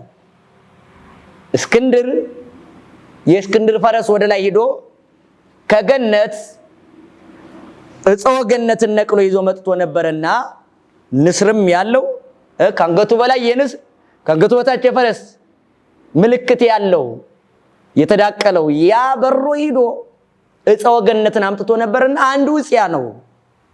ሌሎቹ ዕፆች ክርስቶስ በዘመነ ስጋዌው አንዷ በለስ ናት፣ ወይ ይኩን ፍሬ በውስጤትኪ ያላት ማለት ነው። ፍሬ በውስጥሽ ይገኛላት። ሌላኛው ግን ዘኬዎስ የተባለው አጭሩ ሰው ወጥቶ የታየባት ሾላ ናት፣ ዕፀ ሰግላ የተባለችው። ስለዚህ እነዚህ ሁሉ ተሰብስበው ቋሚውን አንድ አድርገው አግዳሚውን ከዚህ ሁሉ ሰብስበው በዚህ ሰቅለውታል ክርስቶስን ማለት ነው። በእነዚህ ሁሉ ዕፀዋት ሰብስበው ሰባቱ ዕፀ መስቀል የሚባሉት እነዚህ ናቸው። እስትጉሙ መስቀል የሚባል አለ ማለት ነው። አግዳሚው ብዙ የሆነ የግብፃውያን የእጃቸው መስቀል እንደዚህ ነው። አይታችሁ ከሆነ ብዙ አግዳሚ መስቀል አለ፣ ቋሚው ግን አንድ ነው ማለት ነው። እንደዚህ አድርገው ነው በዚህ ነው። ስለዚህ ባጭሩ ልዩ ልዩ የመስቀል አይነት ያለው ግብፃውያን ከብዙ ዕፀው የተሰበሰበ መስቀል ይይዛሉና እስትጉሙ ይባላል። በነገራችን ላይ የግብፃውያን መስቀል ለኛ ይሆናል፣ የኛም ለነሱ መሆን ይችላል። ዶክትሪናችን አንድ ነው፣ ሃይማኖታችን አንድ ነው፣ እንደ ልማዳችን ነው። የኛ ግራውን አይታችሁ ከሆነ ከታች አሁን 4 ማዕዘን ያለው ምልክት ያለው ብዙ ልዩ ልዩ ያሉ ምስጢር ያላቸው መስቀልን እንይዛለን። በህብረ መስቀል የብረት መስቀል፣ የእንጨት መስቀል፣ የወርቅ መስቀል፣ የብር መስቀል ሁሉንም ብንይዝ በአንገታችን ብናስረው ልክ ነን። ክርስቶስ የተሰቀለው በእንጨቱ መስቀል ነው። ነገር ግን መከራ የተቀበለው በእንጨቱ መስቀል ብቻ አይደለማ። ለምን መሰላችሁ? ምክንያቱም መስቀል የምንለው የተመሳቀለውን ብቻ አይደለም። እንደዚያ እንዳታስቡ። ለምሳሌ ክርስቶስ ጎኑን በጦር ተወግቷል አይደለ? በጦር ተወግቷል። ያ መስቀል ነው ማለት ነው። እጆቹን በብረት ተቸንክሯል፣ እግሩንም ተቸንክሯል። እነዚያ እጆቹን የተቸነከረባቸው እነዚያ ብረቶች እነዚያ መስቀል ይባላሉ። መስቀል የሚባሉት ሌሎቹ መከራ የተቀበለባቸው መሳሪያዎችም ናቸው። ስለዚህ ከዚህ የተነሳ የወርቅም የብረትም የዚያንም መስቀል እናደርጋለን፣ የእንጨትም እናደርጋለን። የወርቅ እናደርጋለን በወርቅ ተሰቅሏልን እንዳትሉ የእንቁም ማድረግ እንችላለን። ንጽህናውን ቅድስናውን ለመግለጽ ነው እንዲህ የምናደርገው። አያችሁ፣ ወርቅ የምናደርገው የእንቁ የምናደርገው ቅዱስነቱን ክብሩን ለመግለጥ ይሄን እናደርጋለን። የብረትም የምናደርገው የናስም የምናደርገው ደግሞ ክርስቶስ በእንጨቱ ብቻ ሳይሆን በሌሎችም ነው መከራ የተቀበለው ለማለት በዚህ ሁሉ ይሄንን ሁሉ እንጠቀማለን ማለት ነው። ስለዚህ የክርስቶስ መከራ በዕፀ መስቀሉ በተመሳቀለው ሳይሆን ብቻ ሳይሆን በሌሎችም የሚገለጥ ነው። ይህንን ኦርቶዶክሳውያን ይህንን የመስቀል ምስጢር በጣም በሚገርምና በሚደንቅ ሁኔታ ቅዱስ ዮሐንስ አፈወርቅ ይገልጠዋል። በሚገርም ሁኔታ ሃይማኖተ አበው ምዕራፍ 67 ላይ ስትመለከቱ የክርስቶስ የተሰቀለበትን መስቀልና ሔዋን የሞተችበትን ዕፅ ያነጻጽራል። ከዚያ ደግሞ ምን ያደርጋል? አዳምንና ክርስቶስን ያነጻጽራል፣ ሔዋንና እመቤታችን ያነጻጽራል። በሚገርም ሁኔታ ነው የሚገልጠው። ቃላ ለሔዋን ከሰተ ዕፀ ወበውቱ ወፃ አዳም ገነተ ተርላ ይላል። የሔዋን ቃል ምን አደረገ ካልከኝ ይላል ከሰተ ዕፀ ይህንን እንጨት እንብላው ማለትን ገለጠ ይላል። እሺ ወቃልሰ ከእመቤታችን የተገኘው ቃልሳ ምን አደረገ? ከሰተ መስቀልን ገለጠው ይላል። አያችሁ ከእመቤታችን የተገኘ ቃል የተባለ ክርስቶስ ነው። የሔዋን ቃል ደግሞ ምን አደረገ? በለስን እንብላ ማለትን ገለጠ። ከእመቤታችን የተገኘው ስግው ቃል ግን ምንን? ከሰተ መስቀልን ገለጠው። መስቀልን የገለጠው ክርስቶስ ነው። እርሱ ራሱ ክርስቶስ ነው ማለት ነው። ክርስቶስ የገለጠው መስቀል ደግሞ እኛ እንገልጠዋለን። ክርስቶስ መስቀል የክርስቶስ መገለጫ ነው፣ መገለጫው ነው።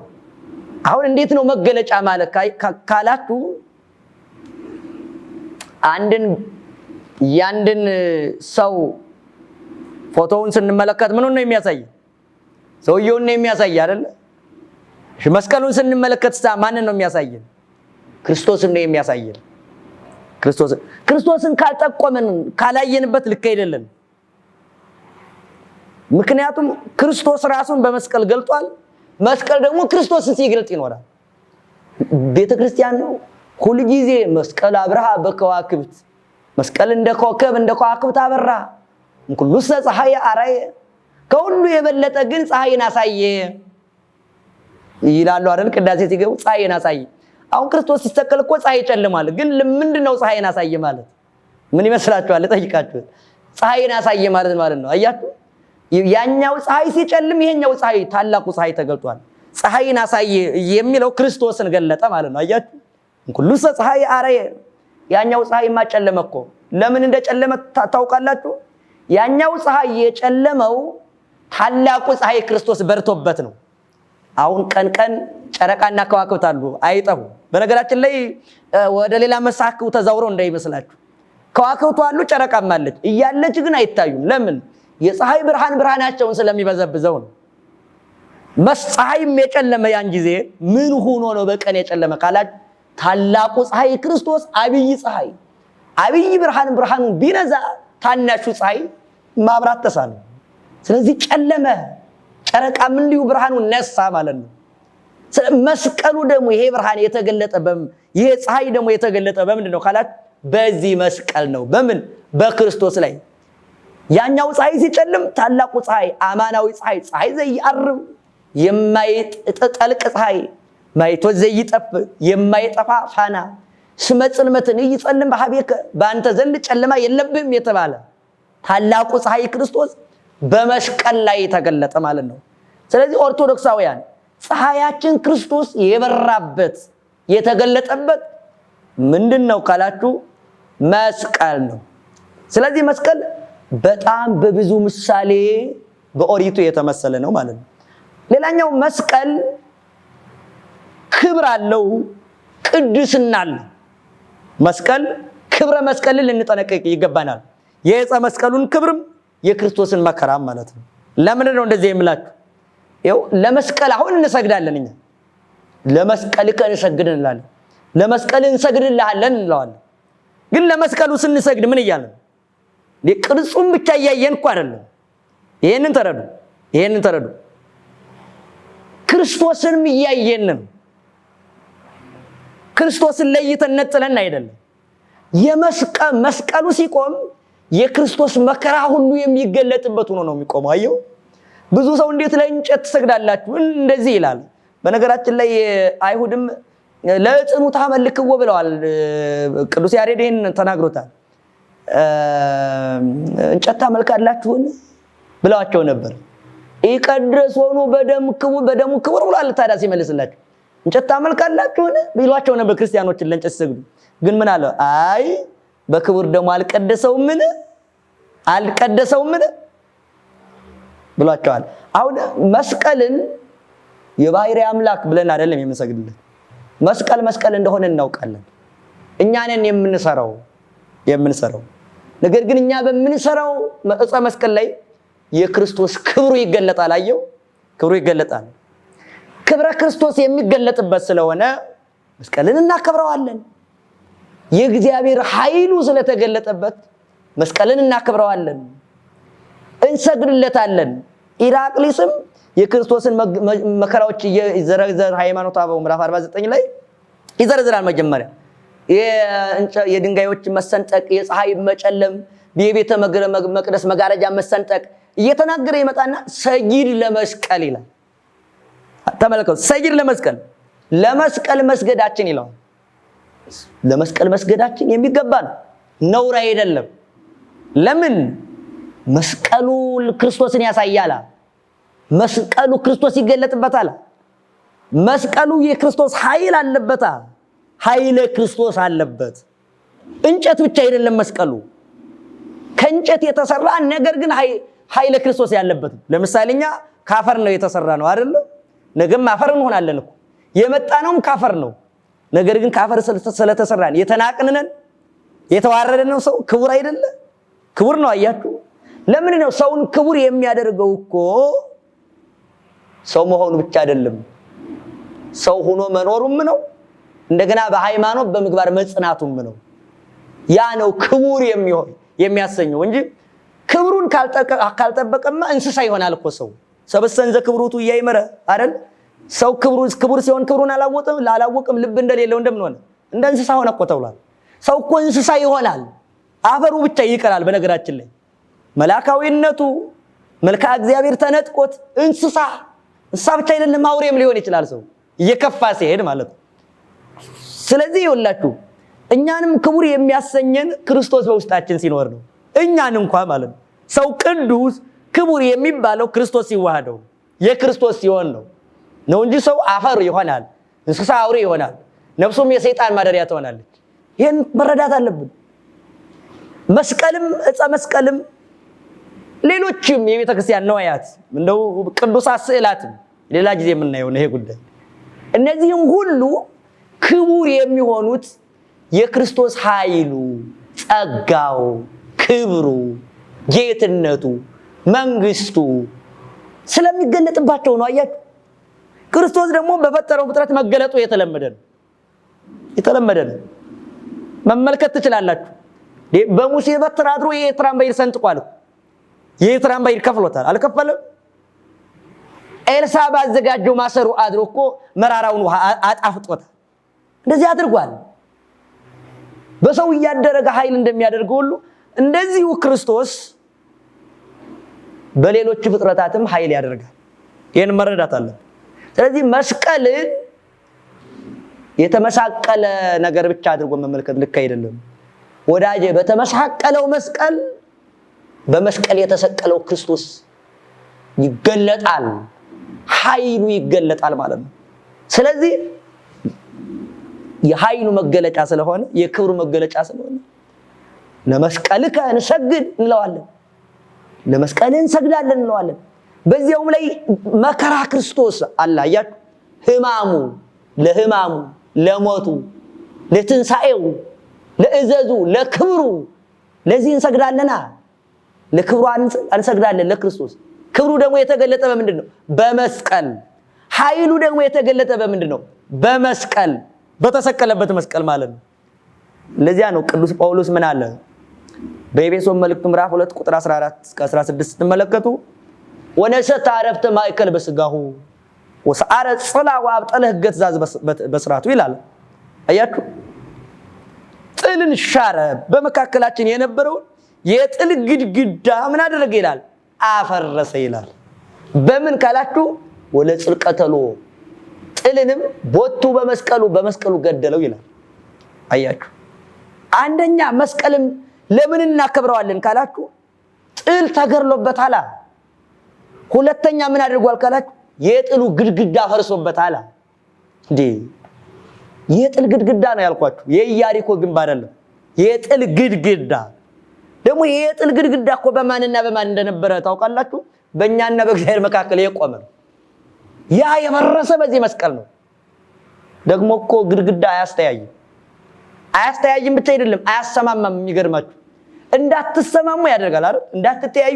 አለመተያየት አለመሰማማት ብቻ አይደለም ሰውንም እንዳይገናኝ ያደርጋል አይደል? በመካከል ግድግዳ ካለ ግንብ ካለ እንዴት ትገናኛለህ? ስለዚህ የጥሉ ግድግዳ እንደማያስተያይ እግዚአብሔርና እኛ እንዳንተያይ፣ እንደማያገናኝ እንዳንገናኝ፣ እንደማያሰማማ እሱ ነገ የነገረን እንዳንሰማ እኛንም ጸሎታችን እንዳይሰማ ያደረገ ነበረ። ስለዚህ ያ ግድግዳ የፈረሰው በምንድን ነው ካላችሁ በመስቀል አትሉ፣ በመስቀል ነው የፈረሰ። ስለዚህ መስቀልን እንወደዋለን። ጥል ዲያብሎስ ተገርሎበታል፣ ጥላቻ ተቀጥቅጦበታል። መስቀልን የምንወደው ከዚህ አንፃር ነው። ሌላኛው ደግሞ ለምን እንወደዋለን? መስቀልን ለምን እናከብረዋለን ካላችሁ በቆላሲስ መልእክቱ ቅዱስ ጳውሎስ ምዕራፍ 2 ላይ ቁጥር 13 16 ስትመለከቱ ወደ ምሰሰለን መጽሐፈ ዕዳነ ይላል። እምሎቱ ከዳተኛው ዲያብሎስ ይዞብን የነበረውን የዕዳ ደብዳቤያችን ቀደደልኝ ይለዋል፣ አጠፋልን ይላል። ስለዚህ ክርስቶስን በምን በመስቀሉ ነው። ይሄንንም ወገብረ ሰላም በደመ መስቀሉ ለዘበ ሰማይ ወለዘበ ምድር፣ በሰማይ ላሉና በምድር ላሉት በመስቀሉ ደም ሰላምን አደረገ ይላል። መስቀል ምንድን ነው ያልኳችሁ? ቅድም የሰላማችን ምልክት ብዬ ነበር። ቅዱስ ጳውሎስ ምን አለ? በመስቀሉ ደም አለ ሰላምን አደረገ። ለማንና ለማን? በሰማይ ላሉና በምድር ላሉት ሁሉ ሰላምን አደረገ። ስለዚህ መስቀል ሰማያውያንና ምድራውያን የታረቁበት፣ ሰማይና ምድር እንደገና የተስማማበት ነው። አያችሁ? የታረቀበት ሰማያዊ አምላክና ምድራዊ ፍጡር የተስማማበት ነው። መስቀል ይሄን ሁሉ ምስጢር የያዘ የዕዳ ደብዳቤ የተቀደደበት ነው። ዕዳ ከባድ ነው አይደል? ታውቃላችሁ፣ ዕዳ ያለበት እንኳን እያንዳንዱ ሰው ሀገሪቱም እንግዲህ ሀገራችን እንደምታውቁት በዕዳ ውስጥ ናት። ዕዳ ያለበት ሰው በጣም ከባድ እኮ ነው። ሀዘንተኛ፣ ይቆዝማል፣ ይጨነቃል። ያ የዕዳ ደብዳቤ የአዳም የኃጢአት ዕዳ፣ የመርገም ዕዳ፣ የስብራት ዕዳ፣ ያ ዕዳ የጠፋ በምንድን ነው ካላችሁ? በመስቀል። ስለዚህ መስቀልን እናከብረዋለን። ለምን? የዕዳ ደብዳቤያችን አጥፍቶልናልና። አጥፍቷላ። አሁን ብዙ ዕዳ ኑሮባችሁ እናንተ በብዙ ዕዳ ልትታሰሩ ስትሉ ወይም ደግሞ ታስራችሁ አንድ ወዳጃችሁ መጥቶ የዕድሜ ልክ እስራት የነበረባችሁን ዕዳችሁን ከፍሎ ከወህኒ ቤት ቢያወጣችሁ ምን ያህል ተወዱታላችሁ? አታከብሩት? ማትወዱትም በልባችሁ ትቀርጹታላችሁ አይደል? ያንስ ምክንያቱም ከዘላለማዊ እስራት ነው ያዳናችሁ። መስቀልም ያንን ነው የተደረገበት። ዘላለማዊ የዕዳ ደብዳቤ ነው የተከፈለበት። ደብዳቤው የተቀደደ በመስቀል ነው። አያችሁ? ክርስቶስ በመስቀሉ አርሃወ ገነተ ይላል ሊቁ ቅዱስ ያሬድ። በመስቀሉ ገነትን ከፈተ ይላል። ገብረ መድኃኒትን አደረገ ይላል። ስለዚህ ገነት ተከፍቶበታል። ሲኦል ተበርብሮበታል። ዲያብሎስ ተገርፎበታል። አያችሁ? ዲያብሎስ የተገረመው በዚህ መስቀል ነው። ጥልን ገደለው የተባለ እኮ ዲያብሎስን ገደለው ነው። ዲያብሎስን አሁን ዳዊት ጀግና ነው። ንጉስ ዳዊት ጎልያድን በጠጠር ገድሏል። ዲያብሎስን ግን መግደል አልቻለም ነበር። ሲኦል እስከ መውረድ ደርሶ ነበርና መከራው ባያገኘው። ሙሴም ፈርዖንን እስከ ሰራዊቱ አስጥሟል። ዲያብሎስን እስከ ሰራዊቱ ግን ማስጠም አልተቻለውም። ይህ ከባድ ነበር። ይህ ሊሆን የሚችለው በክርስቶስ በኩል ነበር። አያችሁ? ያውም ደግሞ ክርስቶስ በምኑ? በመስቀሉ፣ በሞቱ፣ በመስቀሉ በከበረው ዕፀ መስቀሉ በሚቀበለው መከራ ነው ሕይወታችን የሰጠን።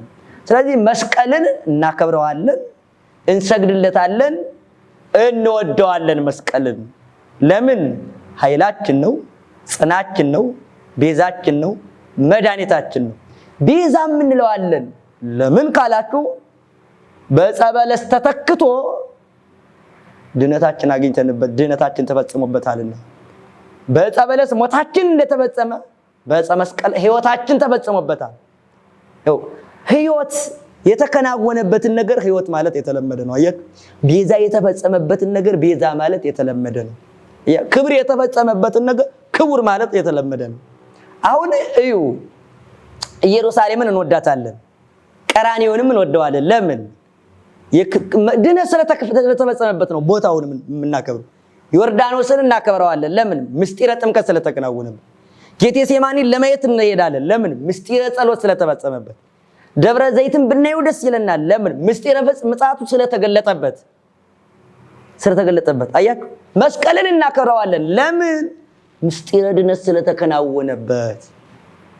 ኦርቶዶክሳውያን ስለዚህ እንደዚህ ድንቅ የሆነውን የመስቀሉን ነገር ነው የምናከብረው።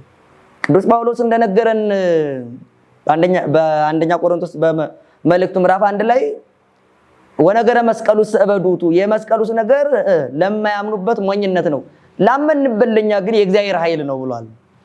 አሁን ስለ መስቀሉ ስንናገር፣ ስንዘምር፣ ስናሸበሽብ፣ ስንቀኝ ሰነፎች ይስቁብናል፣ ሞኝነትም ይመስላቸዋል።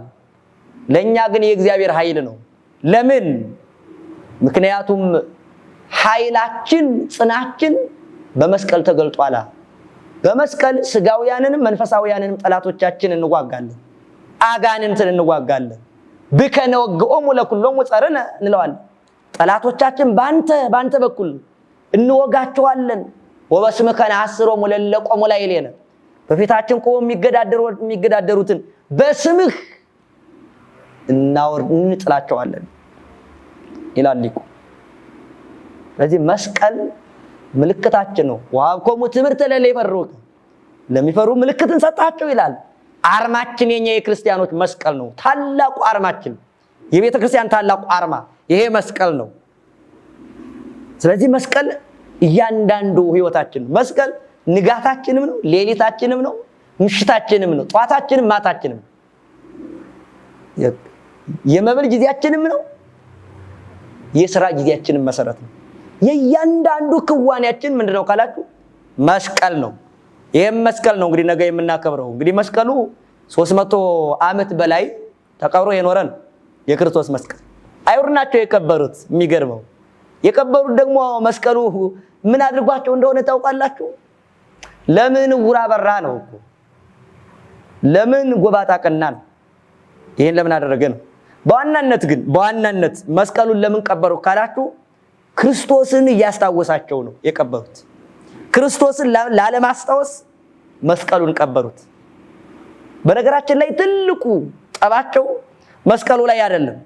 ትልቁ ጠባቸው የነበረው መስቀሉ ክርስቶስን ያስታውሳል። አያችሁ፣ አሁን ሰውን ሲጠላው ምን ያደርጋል? ከቤት ያለውን ፎቶውን ይቀዳል አይደል? ሌላ ልብሱም ካለም ይጥልበታል፣ ገንዘብ ካለም ያበላሽበታል። በቃ ምልክቱን ሁሉ የወንድሙን ወይ የጓደኛውን ያን ሁሉ ያጠፋፋል። የክፋት መገለጫ ነው። አይሁድ ደግሞ ክርስቲያኖች መስቀሉን ሲያዩ ክርስቶስን ያስቡበት ስለነበረ ክርስቶስ እንዲረሳ፣ እንዲዘነጋ፣ እንዳይታሰብ በክርስቲያኖች ልብ ይጠፋል ብለው መስቀሉን መሬትን ቆፍረው ቀበሩት። ቀብረው ዝም አላሉም። ቆሻሻ እንዲደፋበት አደረጉ። አያችሁ፣ ቅዱሱን መስቀል ቆሻሻ ነው የደፉበት። ክቡሩን እኮ ነው። ክቡሩን አንድ ነገር ልብ አድርጉ። ግን አይሁድ መስቀሉን ቀብረውታል፣ ክርስቶስ የተሰቀለበት። አይሁድ ግን አንድ ነገር ዘንግተው ነበረ። ምኑን ካላችሁ የምእመናን ልቡና ላይ ያለውን መስቀል ያንን አልቀበሩትም። ለ300 ዓመታት ያህል ነው መስቀሉ የተቀበረ። ቀብረውም እኮ አልበቃቸውም። ቀብረውም እንኳን በላዩ ላይ ቆሻሻ ነው የደፉበት። ይሄ የንቀታቸውና የጥላቻቸው መገለጫ ምን ያህል ጥላቻቸው እንደናረን ያሳያል በእውነት። ምክንያቱም እንዳያዩት እኮ ደብቀውታል፣ ግን ባያዩትም ልባቸው አላረፈም። ለዚያ ነው ቆሻሻ ሲከምር ተራራ እስከሚሆን ድረስ ቆሻሻ እንዲደፋበት ያደረጉት። እና ብዙ ሰዎች ጠላታቸውን በብዙ መንገድ ይቀብሩታል። ነገር ግን ጥላቻቸው ስለማይበርድላቸው ቀብረው የማይጠቅማቸው ገርለውትም እንኳን አያርፉለትም። ያሙታል፣ በሐሜት ያሙታል፣ ይነቅፉታል፣ ብዙ ነገር ይሉታል። መስቀሉን ቀበሩት። የተቀበረው መስቀል ግን በምእመናን ልቡና እንደቆመ ነበረ፣ እንደተተከለ ነበረ። ረስተውታል። በሐዋርያት ልቡና የነበረው መስቀል በሐዋርያን አበው ልቡና ነበረ፣ አልተቀበረም ነበር። አሁን እዩ፣ አሁን ብዙ ሰዎች አሁን በተለይ በዚህ ዘመን የቤተ ክርስቲያን ንዋየ ቅድሳትን ሲሰባብሩ ሲያቃጥሉ ታያላችሁ አይደል? እንደውም በዚህ ሰሞን አንድ ብቻ አይደለም 2-3 ሰዎች ስዕል እየቀደዱ እየታዩ በአደባባይ ማለት ነው። አሁን እኛ ስዕሉን ተቀበሉ እኮ አላልናችሁ። ሃይማኖታችን በግድ ተቀበሉ አላልን። እኛ ብቻ አይደለንም፣ ራሱ ክርስቶስን በግድ አምልኩኝ አይልም። እኛም በግድ አምልኩት አንልም። አባቶቻችን ማስገድደው አምልኩ ብለው ሰብከው አያውቁም። ሃይማኖታችን በግድ የቀናች አይደለችም፣ በሰይፍ የተመሰረተችም አይደለችም፣ በሾተል በጎመድ የተጀመረችም የተመሰረተችም አይደለችም። የኛ ሃይማኖታችን በሞት በመከራ በክርስቶስ ሞት ላይ በክርስቶስ መከራ ላይ የተመሰረተች ናት። ለዚያ ነው አጸፋ ከመስጠት የተጠበቅነው ኦርቶዶክሳውያን እንጂ አጸፋ የሚሰጥ ሰው እኮ ጠፍቶ አይደለም። ስዕል እንደተቀደደ የሚቀደድ ነገር እኮ ከሌሎች ቤት ጠፍቶ እኮ አይደለም። እንደዚህ አይደለም። ግን ኦርቶዶክሳዊነት አያችሁ ያዝናላ፣ ይራራል፣ ያስተውላል። ቀን ሰጠ፣ አስተዋለ እንጂ ሀገሪቱ ላይ እየተከናወነ ያለው ህግ ስርዓት ሌሎች አማኞች እያደረጋችሁት ያላችሁት በእውነት ሀገሪቱን መዓት ውስጥ የሚከት ነው። ይሄን ልናስተውል ይገባል። የኛን ለኛ ተውት፣ የእናንተን ለእናንተ ያዙ። ከጣፈጣችሁ የራሳችሁን ያዙ። ጣፍጦናልና የኛን ግን ለኛ ተውት እንጂ የሌላ ቤተ እምነት እኔ በፊቱ ቁሜ የምሰግድለትን ስዕል እንዴት አንተ ትተፋበታለህ? እኔ በፊቱ ቁሜ የምሰግድለትን ዕፀ መስቀል እንዴት አንተ ተሰባብራለህ፣ ታቃጥላለህ? መስቀል እኮ የምንሞትለት ነው። ስዕል አድኖ እኮ ቅዱሳት ስዕላት እኮ የሃይማኖታችን መገለጫ ናቸው እነሱ።